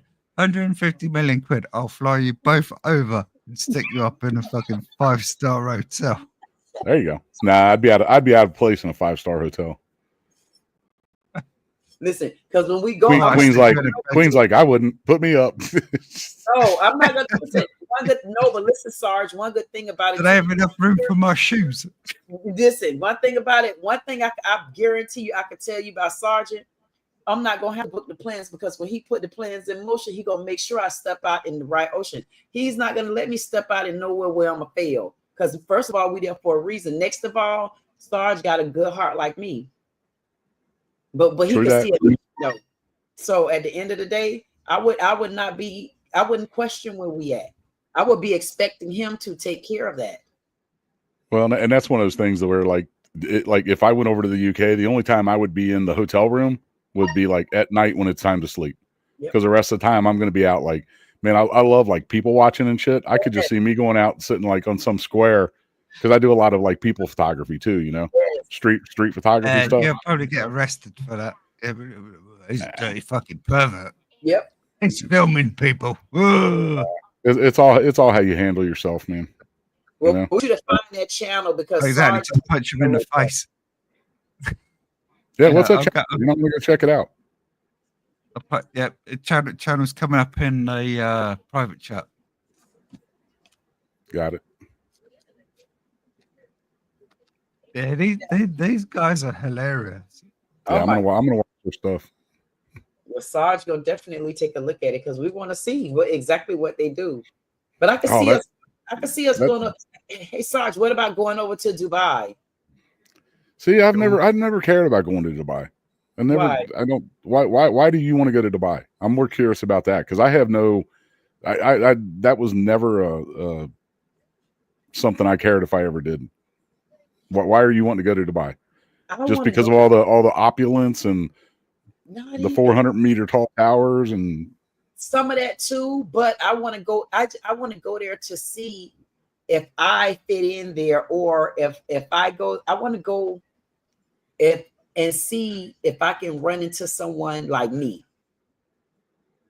And that's like I chose to go to UK. I just want to see just me being in another country. Honestly, I want to see how do I fit in another country. It's like I'm running here in Dubai. It's like here's the hilarious shit, right? If we ever could make this happen someday, you want to talk about standing out? We need to take you over to like fucking Asia, to like, you know, to the Philippines, or because like the average Filipino is only like 5'2", man. You know, they're relatively short. I mean, that's what I'm telling you. Philippines, man, like they see like a white foreigner and they're attracted to them and stuff, right? Like maybe not like physically, but just because you stand out, right? Hey, they see a 6'2" fucking black woman in heels with a full on afro. Shit, everybody on the street's gonna be coming up to you, man. They're gonna be like, "What is this?" That would be hilarious. Is that in a good way or a bad way, though? No, probably just not either way. Not good or bad. Just being curious. It's gonna be good. It's gonna be it's gonna they would walk away from it positive because they would be like, "Oh my god, I love her. She's so great." You know. That's what I'm trying to tell you. I'm trying to tell y'all now. That's how people do me now, and I'm only here if y'all go back, because you haven't seen any of my lives. So sometimes I do lives just going in the corner store to show people how people stop me no matter where I go. I go in Publix, people stop me. It doesn't matter where I go at. So I was just saying, I've been saying forever. I say, I need somebody to just follow me, because literally if I go in the store, my children don't even want to go with me. Why? Because by the time I hit the front door, most likely I'm gonna have at least 1 or 2 people before I can move on. And it takes me so long in stores until I also add that in my time. So that's another reason why I make sure I always look nice, because it's really what I like to do. But I follow my own self. Go look at the shorts. Go look at the lives that I do when I'm in the streets. I went to the swap shop about a month or so ago. As soon as I walked in the swap shop, I said, man, my feet is killing me. Why? I could not get past the first 3 sets of boots. The lady want to get on mine. I'm not being funny. So this is new to you, but I've been trying to show everybody that. I said, see, I mean, probably not on the same level as you, but anybody that knows me, especially like in real life, yeah, I'm a people person, and everybody always tells me that, like, you know, I've got some kind of magnetism about me that like draws people to me. So I can go somewhere. I can just go out by myself to a bar, right? Like if I really don't go out to bars and stuff, but if I did, within 30 minutes, I'm going to have 3 or 4 friends sitting there fucking talking with me. You know what I mean? That just came up shooting the shit, or I'm going to say something to like break the ice. Cause I'm not, you know, I'm not fucking shy. I'm like out there and just, you know, so yeah, I get it. I get it. You got a cool ass goatee. You look like a biker. Yeah, and he clean cut. He's clean cut with beautiful skin. And you look, and then I look like a homeless person. No, you don't. You look just like who you're supposed to look like. You look like a man. When those ladies start realizing you be coming on him and they find you on him, you're going to have to clean up your channel, because them ladies going to be at you. They listen, remember, where you're at, you may not see many women where you're at, but imagine right now you're in the United States. So imagine as we do stuff like this, the other American women come on, act like they rooting you on, and now you got American girlfriend. I know about the lady. I know. Tell us about her again, honey, because that is not a good. I'm gonna try to find something. I'm gonna go off camera. I'll be right back. Okay, go ahead, Sugar. I did a trade show in Boston. Okay. Oh, this would have been in the 90s, late 90s. Uh-huh. Actually, no, it was midnight. It would have been mid-90s. And this girl that worked for the company that we were partnering with said, you could have any woman in this bar. And I'm like, and I'm like, yeah, and a couple of years later, I'm banging my head going, what the? I know exactly what she meant now. It's like, I don't know. It's like, I don't know. I have, when it comes to lady times, my head is stupid. So. You know why that is though? People are attracted to people that are unique and confident and funny, you know? If you've got that air about yourself that you're not all full of yourself and you're just easily approachable and you know, we'll talk to anybody, and you know, I'll sit there and have the same kind of conversation with, you know, a guy that's a janitor in the building as, you know, same conversation I'd have with the CEO, you know? So yep. Yeah, if you're cool and calm back and cut like that, you know, you're a good looking dude, man. I'm secure enough of my masculinity. I can say that. You're a good looking guy. I could see you out in the bar and like, you know, coming up, wanting to pat you up. Have you seen my left eye? My left eye is half closed. I had cataract surgery. So's my right eye is too. Check it out. Hang on. What is your eyes blinking? No, see my right eye? Uh-huh. Oh, dang, that's even worse than mine. Yeah. See, I don't know if I can get close enough to the camera, but you see that little dent right there? Yeah. Uh-oh. There's a piece of shrapnel in there, man. Okay. Is that what causes it doesn't fuck my vision up, but if I'm like, this is normal, right? Like I gotta like literally like hold my eye open to, yeah. So it hangs a little bit, but if I'm drunk or if I'm like really tired, it hangs even more, man. It's like this some bitch be almost closed and shit, you know. So, but that's not why I wear the sunglasses. I wear the sunglasses because when we're on StreamYard, it's got that bright ass white background, man. Yeah, I need darkness too. I can't deal with the sun. I wear sunglasses all day till like 8:30 at night. Oh, this is the only time I wear them is when I get on like somebody's panel and shit. Because StreamYard, so it's got that bright ass white background, man. Yeah, I wear them all day, even when it's raining. I have to have them on. Matter of fact, I got a tray of them right here. Let me show you. All of these are sunglasses, and I own over 60 pairs of sunglasses. I got a bag over there, a bag in one car. Damn. 60 pairs of sunglasses. Yes, because I could never get through to the right pants. But no, they have to be the. I'll come back in a second. It has to be. Hey. Hey, baby. How you doing, Niels? How's everything going? I'm as right as the rain. What's up, Sar? What's going on, man? Just so my mother-in-law decided to just pop in for a visit. Oh,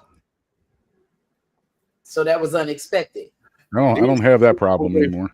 Yeah. Oh my gosh. She drove all the way from Charleston to here. Oh my goodness. Yeah, and just popped in, and we're like, "Fuck." See, that's kind of rude, man.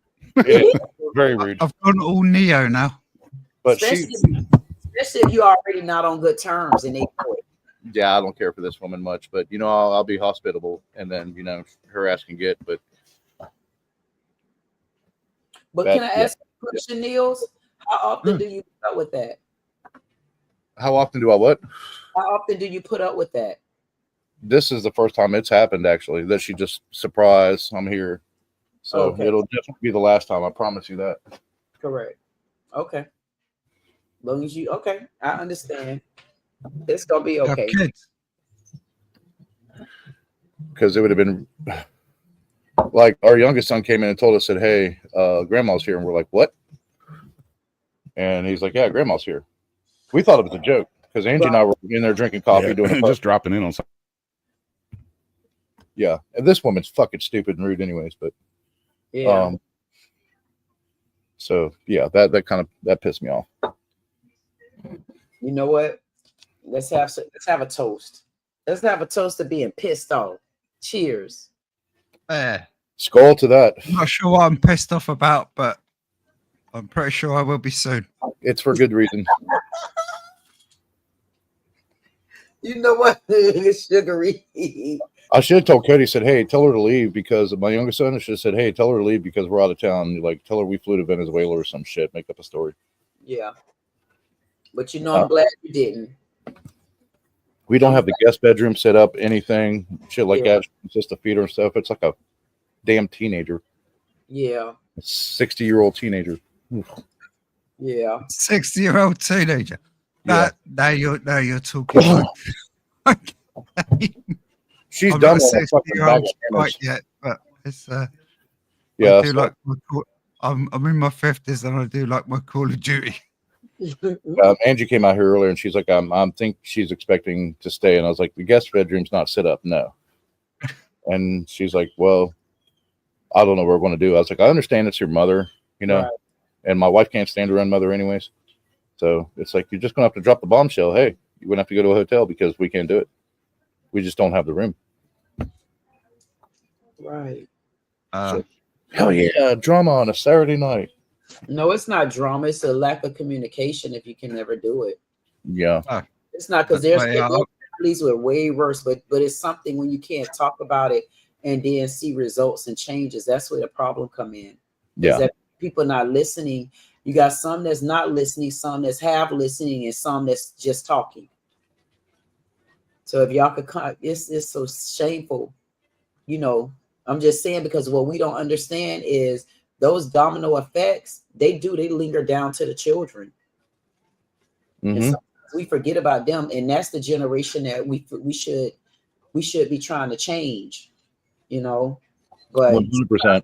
to let people go, you got to let them go, but make sure you let them go for the right reasons. Yeah. Hell, man, my father lives 3 miles down the road from me, and he always texts or calls, "Are you home?" before he comes over. I do the same thing, Yeah. Yeah, and people need to respect boundaries too. If you're just that type of person, you're just that person. But here's the shameful part of it. I'm that type of person too, where you can call me, let me know you're coming over, whatever. But then I am also the type of person, Niels, to where I would say there are certain people in this category that can pop up without cause. Like when I was with my mother-in-law, when she was in my life, she could pop up without cause, or one of my brothers, they could pop up without cause. Then there's those other people. So when you look at the situation, like, and it still depends on the person, of course, like it would be kind of shameful that even a mother can't pop up. That means it's some real rift there, I would feel. And I could be wrong, but Yeah, no, you're spot on, girl. sorry Spot about on. that. You were spot on. Yeah. So I'm going to tell her, hey, don't ever pop in unannounced like that. Yeah. You know, this isn't Ed McMahon with a fucking check. Don't pop into my house like that. Yeah. Yeah. Yeah, I would agree with that. Don't ever turn up to my house unannounced. But the family. I mean, the grief that you get is, I mean, it's life. It's just it's family. It's like, oh, have you guys ever heard of Marmite? Ooh. I got to cut grab. Marmite. Oh yeah. See, look It's at like, that. it's like, Oh, I like that. it's like a spread that you put on Just show me some stuff. more of that land. Got a fucking And it's you got a rhino hiding out in there, man. Oh nice. man. Got an alligator in there as well.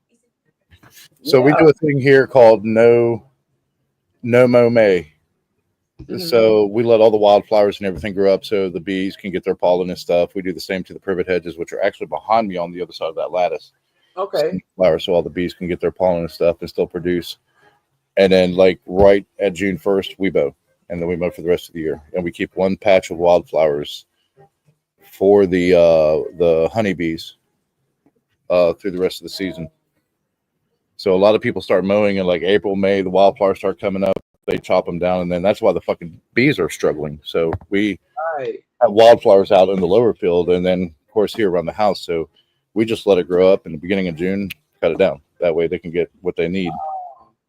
Oh my goodness, that's interesting. You don't Yeah. have videos or anything of that? No, actually, we've never taken videos of that. That would be. Do you know who will be interested in stuff like that? Probably. Like that's something that you like to do. Like you enjoy doing that. Yeah, I've never taken videos of it actually. Invest some of your time in doing that. You never know. It may bring a different look. It Yeah, might we call bring a it- different look or a different dynamic to things. Because that's because I'll sit here and I'll watch it, especially coming from where I'm from. I'm definitely like, whoa. The content isn't the issue. Like I could throw out lots of contents on my stream. I hate editing. That takes so much time. Oh Just the YouTube shorts. Just man, do- you can have just do you the can have like shorts, man. 20 minutes of video and you spend the next 4 hours editing everything. That's why I'm not a creator. All right, listen. Queen. Oh, go ahead. No, go ahead. I know exactly what you mean. I was going to say I shared 2 files backstage, Okay. or I presented 2 files because it won't let you just put them in private chat. We were talking about you were talking about me being so clean shaven. There's 2 pictures of me with like a full on beard. Ooh, there you go. I'll be right back. I get some ice. Okay. Okay. Holy crap. Look like fucking Santa Claus, dude. Okay. I was gonna say something else, but sure. Santa No, Claus is when better. I let it grow out a couple years back, and that's the first thing my granddaughter said to me. She was like, "Poppy, you look like Santa Claus." Did you see the other one? There's 2 of them back there. Yeah. Hey, I As- can sit right there and just look at you, and I could probably thinking about what you're thinking about in that moment. I'm so weird. So see, Nils, I can grow a beard. I just don't.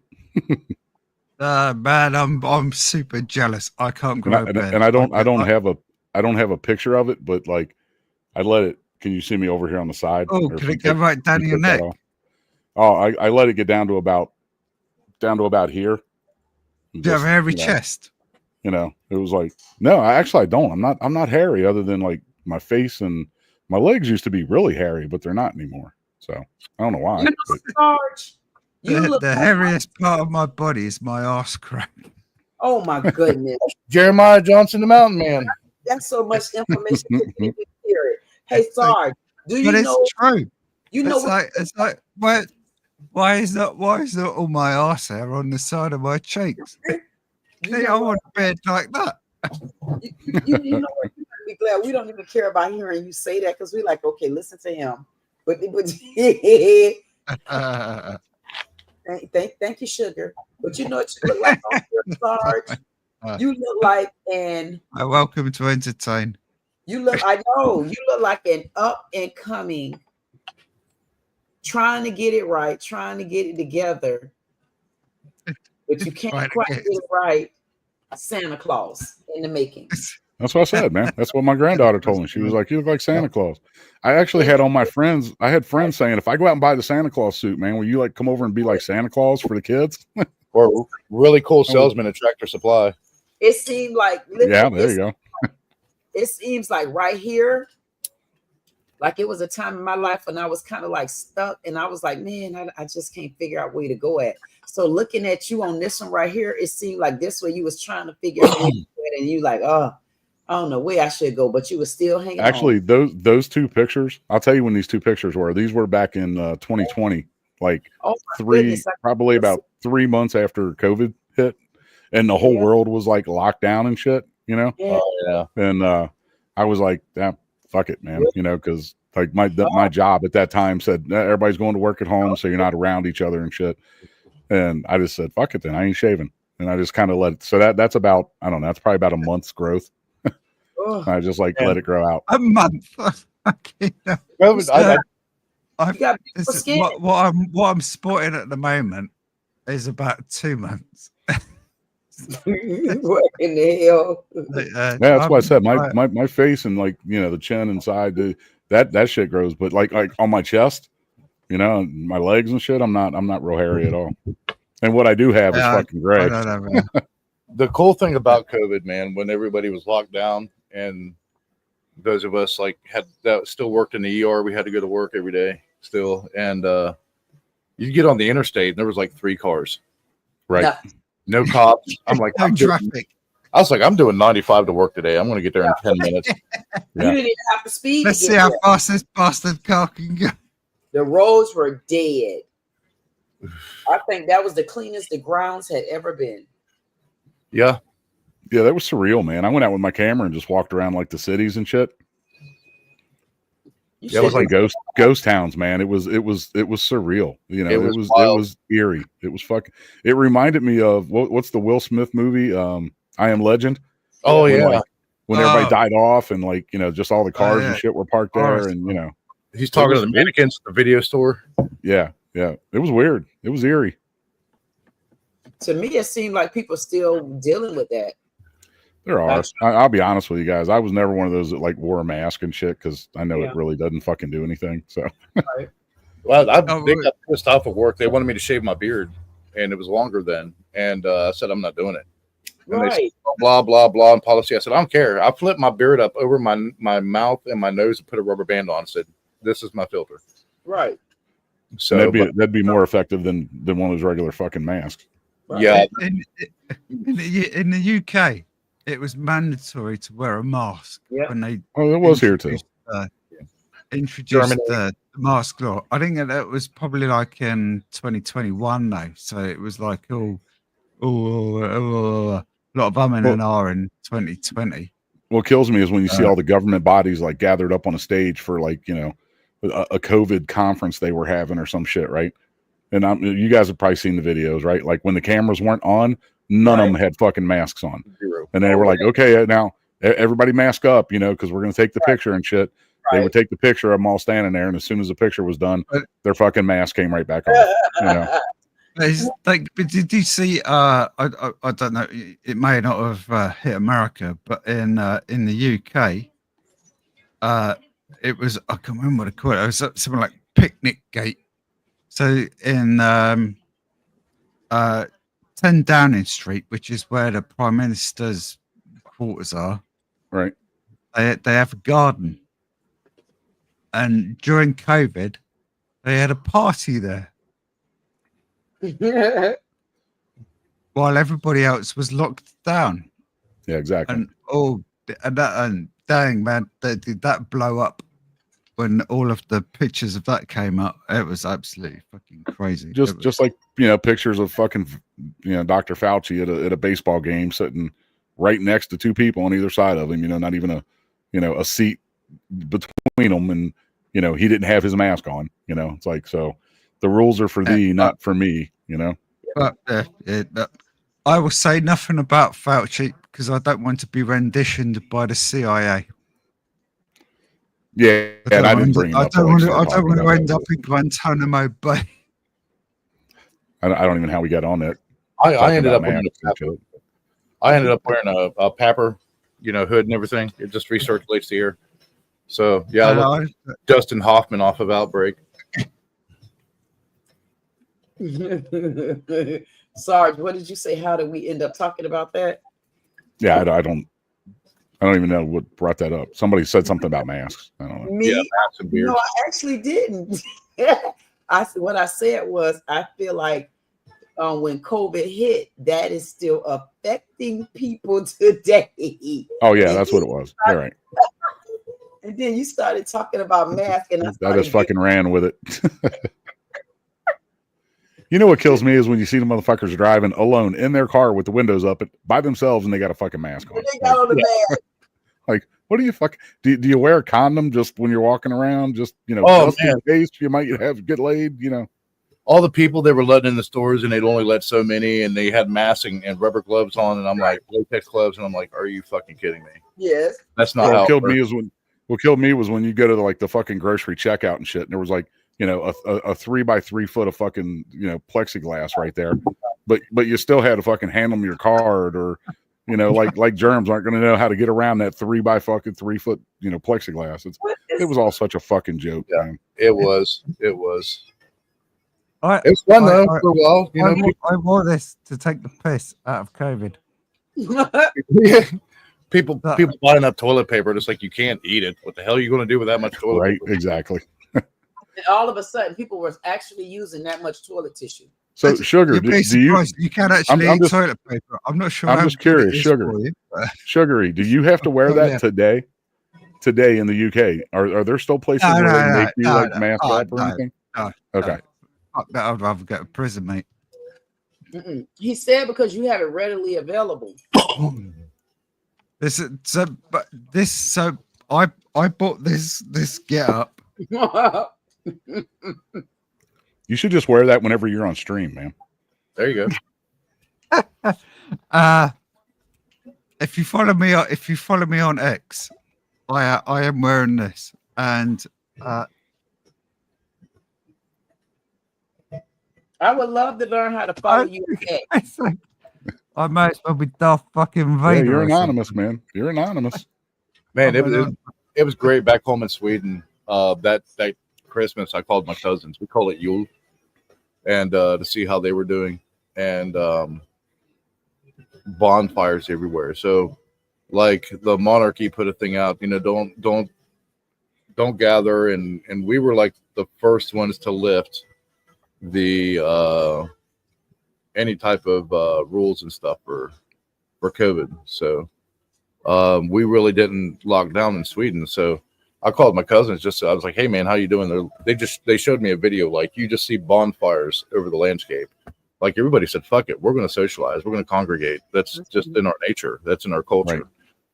So yeah, King Gustav was like, yeah, don't gather together in large groups, and you know, just stay with your families inside your homes. And we don't want any bonfires because we don't want any issues with fires and stuff. Of course, there's like 3 meters of snow, so everybody just had a huge ass fire. Like, fuck it, we're gonna do what we want to do. Well, and I got a lot of friends that work in the medical field, right? So nurses, a couple doctors. I got a couple doctors in my family, and when everything was on and I'm not trying to be controversial here, right? But when everything was on the fucking news, like in the heat of it, when the shit was going on, and they were talking about there's no rooms, there's no beds, the ERs are full, all that shit. All the people, every single fucking person that I knew that were either nurses or physicians said, that's total bullshit, man. We're not fucking overrun with patients. The ER is not fucking packed. We're not out of fucking beds. It was all fucking theater, man. It was all theater. I will be the first one to tell you, when they put all that shit out on the radio and on TV, you know, don't overwhelm the ERs. If you have these symptoms, stay home, blah, blah, blah. Unless it gets That's more because they severe. didn't want you going and seeing that they were fucking empty. Yeah, so we were literally sitting there for 12 hours staring at each other, bored out of our minds, and they started what we call flex. You know, they started sending people home early. We just can't. Yeah, they're like, we can't justify, you know, having this much staff with 0 patients. And we'd go in and we might have like 3 patients. You know, one might actually be a COVID patient, and then the rest went to ICU. As soon as they came in, they got tubed, sent up to the unit, and then, you know, good luck with you. And then they found out later intubation was a bad tactic. So, right. Yeah, we would sit there and just stare at each other, like 12, 15, 19 of us, you know, 3, 4 providers, doctors and PAs like myself, and just sit there and stare at each other. And they're like, he wants to go home. I'll go home. Yeah. So, you know. I don't even like to like bring it up or like, you know, I felt like I could talk about it here with, you know, you 3, right? But I don't even like to bring it up in most, you know, circles, because there's people that are diehard that believe that shit, right? They believe that shit was going on. You know, they believe that the fucking mask, you know, protected you and protected others. And, you know, so, and you know, there's no, if somebody believes that hard about it, they're going to believe it. You know, you're not going to change their mind. So I typically won't even talk about the shit, you know? But go ahead. Knowing people firsthand, and Nils just backed it up because I don't know him firsthand in real life, right? But the people that I do know that were all like, the shit you're watching on the news ain't what's fucking going on, you know? Yeah, the Delta variant, the first variant that came out was really fucking bad. It was like the flu times 1,000, so it was really bad. But everything after that, and that's, you know, viruses evolve. That's what they do. They evolve and try to find a host. And that's why you got fucking, you know, herd mentality, right? I mean, yeah, and that's exactly what we did in Scandinavia was the basically the herd treatment. So, but in America, they're like, oh, everybody needs vaccinated, stuff like that, and we'll just eliminate it. Well, that's not exactly how that happens. The vaccination doesn't protect you from not getting it. It just makes the symptoms less if you do get it, because you're well, it's been proven that wasn't a fucking vaccination to begin with. You know, that wasn't the true. It wasn't the true vaccine. You know. Yeah. Anyway, it just helps your immune system. I'm racking up the things that I want to say. Right. Firstly, when COVID happening, I had a broken leg. So it's a biomolar fracture dislocation. So it's basically a broken ankle where basically both bones are like broken off. So I had to have my foot reattached. I don't know whether it's luckily or not, but the last day of my outpatient stuff after being in a cast for 2 months was the day that the UK did the lockdown. Holy crap, the hospital was fucking empty. I was like, yay! Just like, hell yeah, I want a bigger room. It's not going to take me 2-3 hours to get my foot fucking x-rayed. Right. Anyway. But then they discharged me, and then like you said, I was like standing in the queue, my foot hurting like hell. Man, the first possible encounter we had with it at the getting into the supermarket, it was like, what the fuck? It's like fucking ridiculous, man. Getting to the supermarket. Aye. So is your foot good? Did you get it fixed? Is it good? It works. Put it this way, I don't fall over anymore. Okay, that's enough. It's progress, right? Yeah, indeed. It took about 2 years though for the pain to wear off. At which point I was obviously we were talking about knives earlier on. I probably don't want to go into that, but it's 3 of us got sick that February, end of January, beginning of February, right after it hit. A patient had gone to Brazil, and that's when they started getting it started hitting Brazil hard. And he came back, he was symptomatic, tested negative, but one of our nurses tested positive. And then the other nurse, she tested with flu A, and I got flu B. I'm like, of course, there's a global pandemic going around, and I get the fucking flu. But I had a routine. I would come home. We had to change at work. into just regular casual attire. I threw my scrubs into a bag, brought it home. I was the only one to put it in the washer and started. I would take a shower and then take a shot of vodka, and they moved me to night shift. So I would take a shot of vodka after every shift. Never got it. Like everybody, all the other staff started getting COVID, and they're like, why haven't you gotten infected? You were in patients' rooms without a mask on that were tested positive and they were infected with it, but you didn't get it. And I just told them, COVID does not want to live in my body. Alcohol, baby. So that was it. The one week that I had no vodka is when I got sick. It was like 3 years later I got it. And I was like, are you shitting me? I had I'd never been like properly sick since I was about like 19 years old when I had the flu, and I was like properly sick for like a couple of weeks.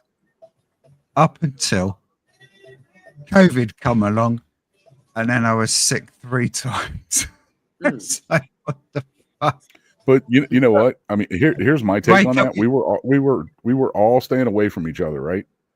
Like nobody was allowed to be around anybody. You couldn't interact and everything else. So one of my theories for myself, anyway, is I think our immune systems went down because we weren't out around the general population like normal. And then when we would go out and be around somebody, they could have the slightest little thing, and then you fucking ended up catching it. Whereas before, your body would have been like, "Fuck you, get out of here." Yeah, because you remember chickenpox. That one kid in the neighborhood that had chickenpox, and our parents would send all the kids to his house. Send everybody over for a chickenpox party. Yep, and build up that immunity. Like, all right, you got it, you're good. That I don't think that ever happened in the UK, but it was. I believe I have had chickenpox. Although my mum said it was measles. I don't know. My mum's in her 80s. She's like half loony, to be honest. But yeah, you'd go to little Johnny's house, man. He'd just be fucking. That was a common thing growing up, man. When I was, man, like seriously, there was chickenpox parties and shit, man. Yeah. Oh, Joey's got chickenpox, man. You're spending the fucking night. Yeah, little Riley, go there and get some shit. Go get sick, so you're good for the rest of the. That never happened to me. I don't know. I'm going to start getting distracted. What I was going to say though is this might trigger you. Why? Where did COVID come from? Oh, that man, that's a big theory. Those it's not a big theory. Everyone knows where it came from. Yeah, everybody in the medical field. Everybody in the medical field. Wuhan.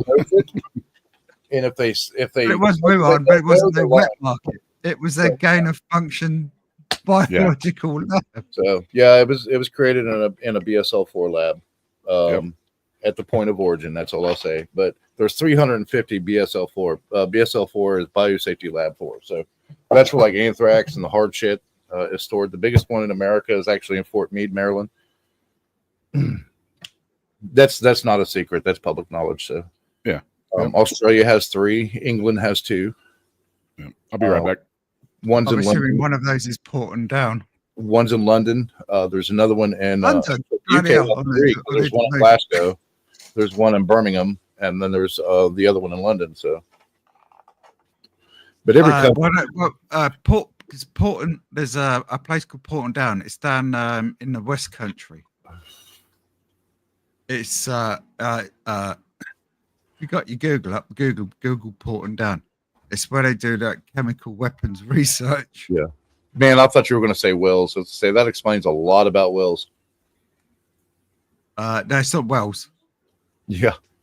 No, I was going to say I thought you were going to say Wales. I say that would make a lot of sense about Wales. Wales. Oh no! It's like Devon, I think it is. I've actually been there. Been. Yeah, Devonshire. Yeah, I actually have a buddy next month who's coming. The end of next month, he's traveling here from Stokes. He's a Stokey. He's coming to visit. We're just gonna shove the dining room table all over the wall, air mattress. I'm doing these numbers. Hey, sugar. Just stay in the night, or I have no idea. Over there. Idea. I told Mo Dog and D and Sugar about it. We have an extra piece to that puzzle. Nice. A duplicate piece. was like, it's We have a pizza. I want to tell her before she leaves, do not ever fucking do that again. Because I was about to tell Cody, tell her we're on vacation, we're not here, and they have to go. Don't be rude to her. That's what I told everybody on panel. I was like, I'll be hospitable. But after that, yeah, no, just don't show up. That's rude as shit. Hey, Sugar, Hey, what's up? is there a casino over there? They're fucking tired. I can't Oh, there's loads of casinos. Oh my goodness. I accept you. You know I have a slot channel. Burgers and biscuits. Uh-huh. I'm gonna mute for a minute, guys. Okay. I have a slot. I am not going to be going on your slot channel. You don't like slot channels? Not unless I won 150 million euro millions. Lottery. You got to know how to have fun. You got to, that slot channel is so fun. Have you ever been to the casino before? No, never. Maybe if I come there, you should go. Listen, you get to drink, even if you just watch me play. Well, I'd watch you play. I think you would have a ball watching me play. I'd watch you play and buy you drinks and watch you lose all your money. Yeah, what? I'd watch you lose all your money. No, you'll watch me win all that money. So well, I would be praying for you into the money.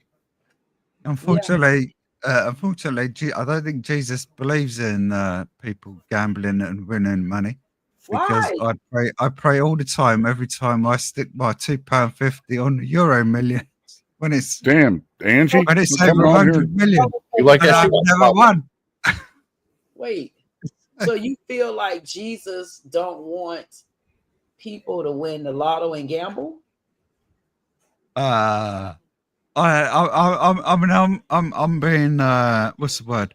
Facetious on that front. Is that I'm not being, I'm being ironic. It's so.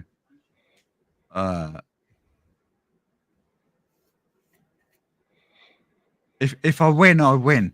If I don't, I don't. Jesus has absolutely nothing to do with it. Okay. Exactly. But Jesus is what one of my fucking lights. But Jesus is. You guys have to scoot back. Okay. Yeah, I was wondering what you were doing when your arms were just disappearing. It's like, yeah, quick, call 911. He's having a fit or something. No, you're okay. Queen, I'm probably gonna be dropping down here in a minute, man. I got to get a bunch of cameras and batteries charged and all this other nice horse shit because I got a photo shoot tomorrow. Actually, I got 2 of them. So. Okay. Well, you know what? I honestly will take you up on that offer to go to UK. I'm not being. Yeah, I'd like to see if we can't work something out with that in the future, man. That'd be cool. When you say the future, how long is the future for you? I don't know. I mean, I guess my top priority right now is funds and jobs. You know. What if we could find a way to fund it? Yeah, what you need is for me to win the 150 million euro per lottery. Listen, what? Better go start buying a lottery ticket. So if we were able to find a way to fund it, like doing something fun, like a Didi and Sarge trip to so and so, whatever. I'm telling you, we could do that, or figure out how much it costs, and we'll figure out how to fund it. When would you be able to start? When would you be able to go? Honestly, I don't know. I've never been in a place before in my life where I've not had like a clear direction on here's where I'm going. Here's what I got. I get this coming up and this coming up. You know what I mean? Right. Because I don't want to. This isn't a poor me pity party kind of thing. But 60 years, nobody wants to hire a fucking 60-year-old, even though I've got 45 plus years, in like business and management and leading teams and people, because they're afraid that I'm either gonna, jump ship at the first fucking job that comes along, or more so, they think, oh, he's 60 years old, he's getting ready to retire in a couple years. No, I'm not. I've been literally been living off my savings for the last 15 months, like no money coming in, other, there's photography jobs here and there, but so yeah, money's fucking tight right now. I ain't gonna lie. So, that's my focus right now, is getting that shit figured out. Because if I don't get something figured out, I'm gonna be living on the fucking street here in a few months, so. So I don't know. I mean, but it's definitely something we can talk about, and I'm interested in talking about. If we're able to figure out a way to do something, that would absolutely be cool as hell. So I'm down. I just don't have a timeline to give you right now of well, I'd be available here or there, because everything's up in the air right now. I don't know. Bling. We're about to be bling bling. We're about to be blessed with what we need in order to get through these woods and get started. Just say that. Just he said, listen. Oh, I'm like my daughter tells me all the time. She's like, Dad, she goes, I don't know how you're as upbeat and fucking positive as you are. Like knowing what's going on like in my life. And I think you heard me say, like I'm been dealing with bladder cancer as well, and not having any healthcare insurance. And she's like, and everybody that knows me is like, I don't know how you're like the one that's like the funny guy and uplifting the room. And she's like, I don't know how the fuck you do it, man, because like. She goes, I know what you got on your plate. I know like what you are going through right now, and I tell her, it's like, that's just my outlook on life, man. I could, I'm not one of those that's going to be like all downtrodden and, so right. I'll land on my fucking feet. I always do, but it's tough right now because like I said, nobody wants to, nobody in fucking corporate America wants to hire a fucking 60-year-old. So I'm living it. I mean, I'm getting interviews left and right, but then, I mean, because I've done it so long, I know HR probably as well as most like HR managers out there. And there's certain things you can't say to people. And they do a take I can't tell you how many interviews in the last probably the last year, honestly, at least a good last 10 months where it was like where I was told, it's down between you and one other person, right? And I've had at least 4 HR directors or HR managers literally say to me, yeah, it was down between you and the other person, but we ended up going with person A because they were younger than you and they were willing to take less money, because somebody my age, I'm used to making 6 figures a year. I mean, I've been there, done that, right? And they're like, yeah, we found a 40-year-old that thinks $48,000 is a lot of money, so we went with them. You can't say that to somebody. That's fucking ageism and discrimination, but I'm not willing to push it because 1, that's almost fucking impossible to prove, right? And 2, I'm trying not to burn a bridge with that company in case something else comes up. You know what I mean? So, but yeah, I mean, it's a pretty fucked up, like rock in a hard place kind of situation right now. Like everybody that knows me, family, friends, associates are like, how the fuck has a company not like snatched you up, man, with like your experience level and what you offer and what you bring to the fucking table, and it literally comes down to that, and so people can't tell me ageism isn't a real thing because it's definitely alive and well, so what? But it is what it is, something will happen. I know you're gonna say it's no big deal, but I'm gonna tell you sometimes, and I'm not being funny, Sarge, man, somebody told me this about a month ago. He told me, he said he was just a messenger. I was speaking to him and he told me, he said one thing about it. He said, you get the power of prayer behind you. Nothing to be able to stop you, but you got to get the power of prayer behind you. That means you got to get the power of prayer behind you, but you got to get in front of it. And I think sometimes when we give up on the other side, and we give up to where we have to get around someone that see where we gave up and where we stumbled at, because you got a good destiny. And I think you already know it. It's just sometimes it's like they say, sometimes you got to go and pick your brother head up, because when they head looking down to the ground, they don't know how to get back up there. So I think maybe at this point, Sarge, I think you need to keep your head down. You keep your head down, but you need to keep your head down, and you need to ask the Lord to show you his footprints in the dark. And you got to be sincere when you do that. And I guarantee you, he'll tell you what you need to be doing. And we already talked about what you need to be doing. And I think once you leave here, you'll figure out what we need to be doing. Because we'll get that figured out. I'm saying you're gonna be okay though. You just got to find those. Oh no, I know I will. I mean, that's what I said. That's always the attitude I always got, man. You know, It ain't later. It ain't later. It's coming So, very soon. yeah. You good. And I can't Anyway. wait. You going over to karaoke tomorrow though? Probably, yeah. I'll probably be over there. Depends. I say probably because I got 2 shoots tomorrow, and the second shoot is a family shoot. They're having everybody come over because they got 3 different sets of their family is in town. So it's a girl that I grew up with, you know, like we were buddies hanging out like in our teenage years. And so I've shot like her daughter a couple times. Her daughter's a musician, so she's hired me to like do some, you know, shots of her. Anyway, long story short, they have like 6 families coming in tomorrow. Oh, And okay. so I'm doing like 6 mini little, you know, like I'm there to take photos of like each individual family. And then because I know most of them, right? I haven't seen a lot of them in 30 years, but you know, she goes like, we want you to just hang around and chill out, you know, like after the photos, you know, just like candids, you know, them sitting around a campfire, drinking, cutting up, you know, whatever. So, yeah, that's going to be a long shoot. I mean, I'm charging them $1,500 to do it, but you know, it is what it is, right?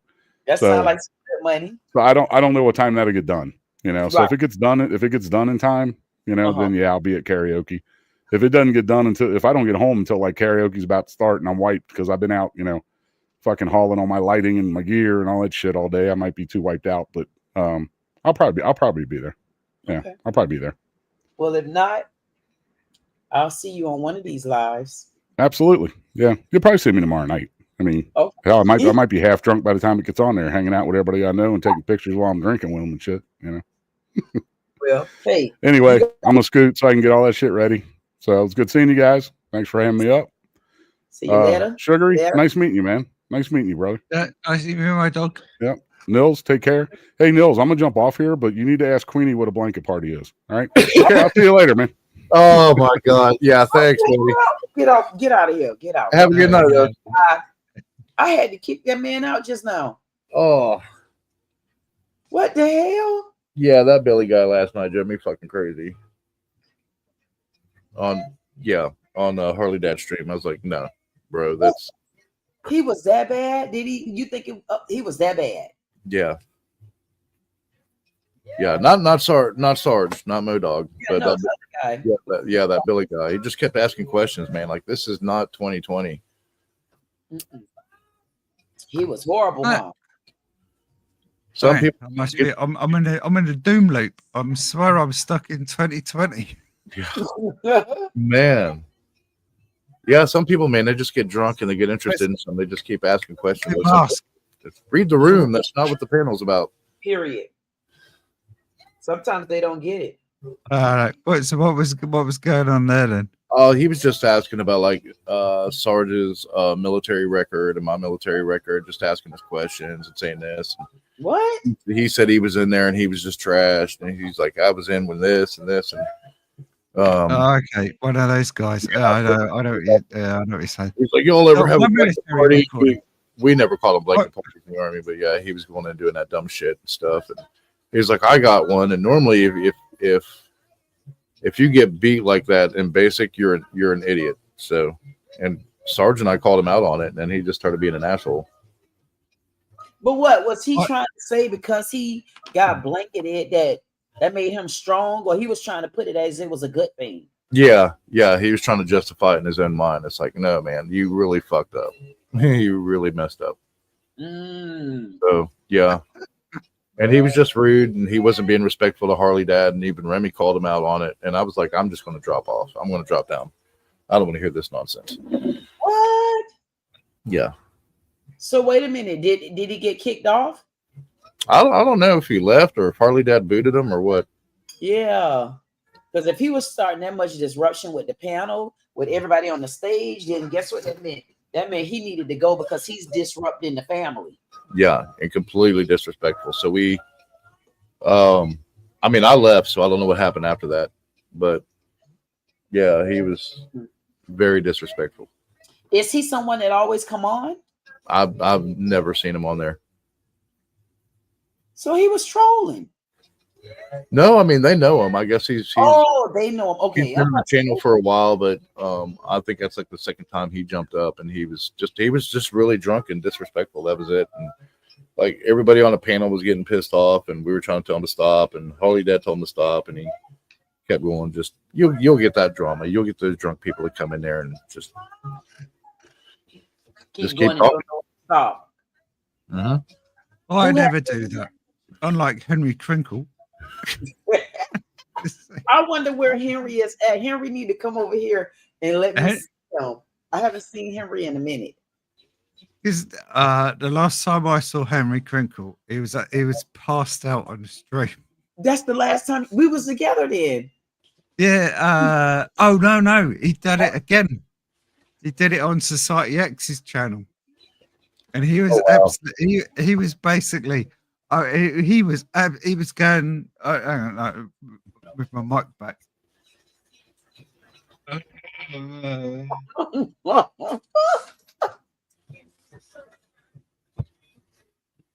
Oh, yeah, the weirdos come out on the weekends. I think this was during the week actually. And not only that, Niels, this is someone that comes. We're all wondering whether we should have called 911. Well, actually, it's 999 in the UK, but yeah. What is it, 999 in the UK? Yeah, 999 in the UK. Yep. It's like, and we're all wondering whether he's been smoking crack, or which he has admitted to doing. Wow. Or whether he's been on the spice. Yeah. Which is the synthetic weed. Yeah, it's like lay off that butter, buddy. Yeah, butter. Is anybody on live tonight, Niels? I think G2K is supposed to go live tonight. That's it. I knew it was one of them we have to get over to. Yeah, I think he's doing. It's either him or Drew is doing karaoke, but I think it's G2K. Okay, because I know it's one of them. I said I keep missing them, and I don't want to miss them. I'm like, oh. Clockwork Rex will get drunk, and he'll try to sing, and the poor guy sings so bad the water in the shower shuts off. But yeah, but he gives it his best effort. So, oh my goodness. What about you, Sugary? Anybody you know going live that we know? Let me check real quick, see who else is going live. Ask for a minute. Not unless I don't know. Unless Society X is going. How do you feel? Are you so when you get unblocked? How do you know you're unblocked? Everybody will be able to see your messages and chat. Oh no! Wait, so I get he blocks me on StreamYard. Oh, not on YouTube. Oh, so he's never blocked me on YouTube. Okay. Yeah, you can get blocked on YouTube, and then you can get blocked from like coming into StreamYard. You know what? So he's blocked. Yeah. So I've been blocked on StreamYard twice. So listen, what I want to do. I'm going to play my numbers, and when I come back, if y'all still want to come back on, I want to come back on because you know what, Sugary, I want to ask you something that happened over it. It's like a couple things I want to ask you that happened over in the UK. And I really been waiting to talk to you to ask you a couple questions because I know you're gonna tell the truth. Never. No comment. Oh, it's all lies. No comment. It's all lies. No comment. Yeah, I definitely know Neil. That's why I say to the police. Yeah, they got to be very careful what they say over there because they're monitoring the streams and channels and stuff. Oh no, nothing like that. So Starmer will come after them if they say anything negative. I don't care, to be honest. They come lock me up. They stick me in a cell next to Tommy Robinson. Sugary. Fair enough. Hey, Niels, they don't give a damn about what they say. No, my buddy. Yeah, Neil, Sugary right here. I clarified that weeks ago. They don't give a damn. I don't give a fuck. My buddies in the UK are like, we don't care. Let them come after me. They have to pay for it. They don't care about stuff like that because they already say they don't feel like they have a voice. They don't have freedom of speech. Yep. So they're allowed to have their line. So I'm gonna go and get these numbers, and I'm coming back. Hey, Sugary, make sure you come back. Hey, Niels, make sure you come back. Yes, ma'am. Y'all make sure Yes, y'all. ma'am. Okay, I'll see y'all in a few. Bye, baby. Bye. See y'all. Bye bye.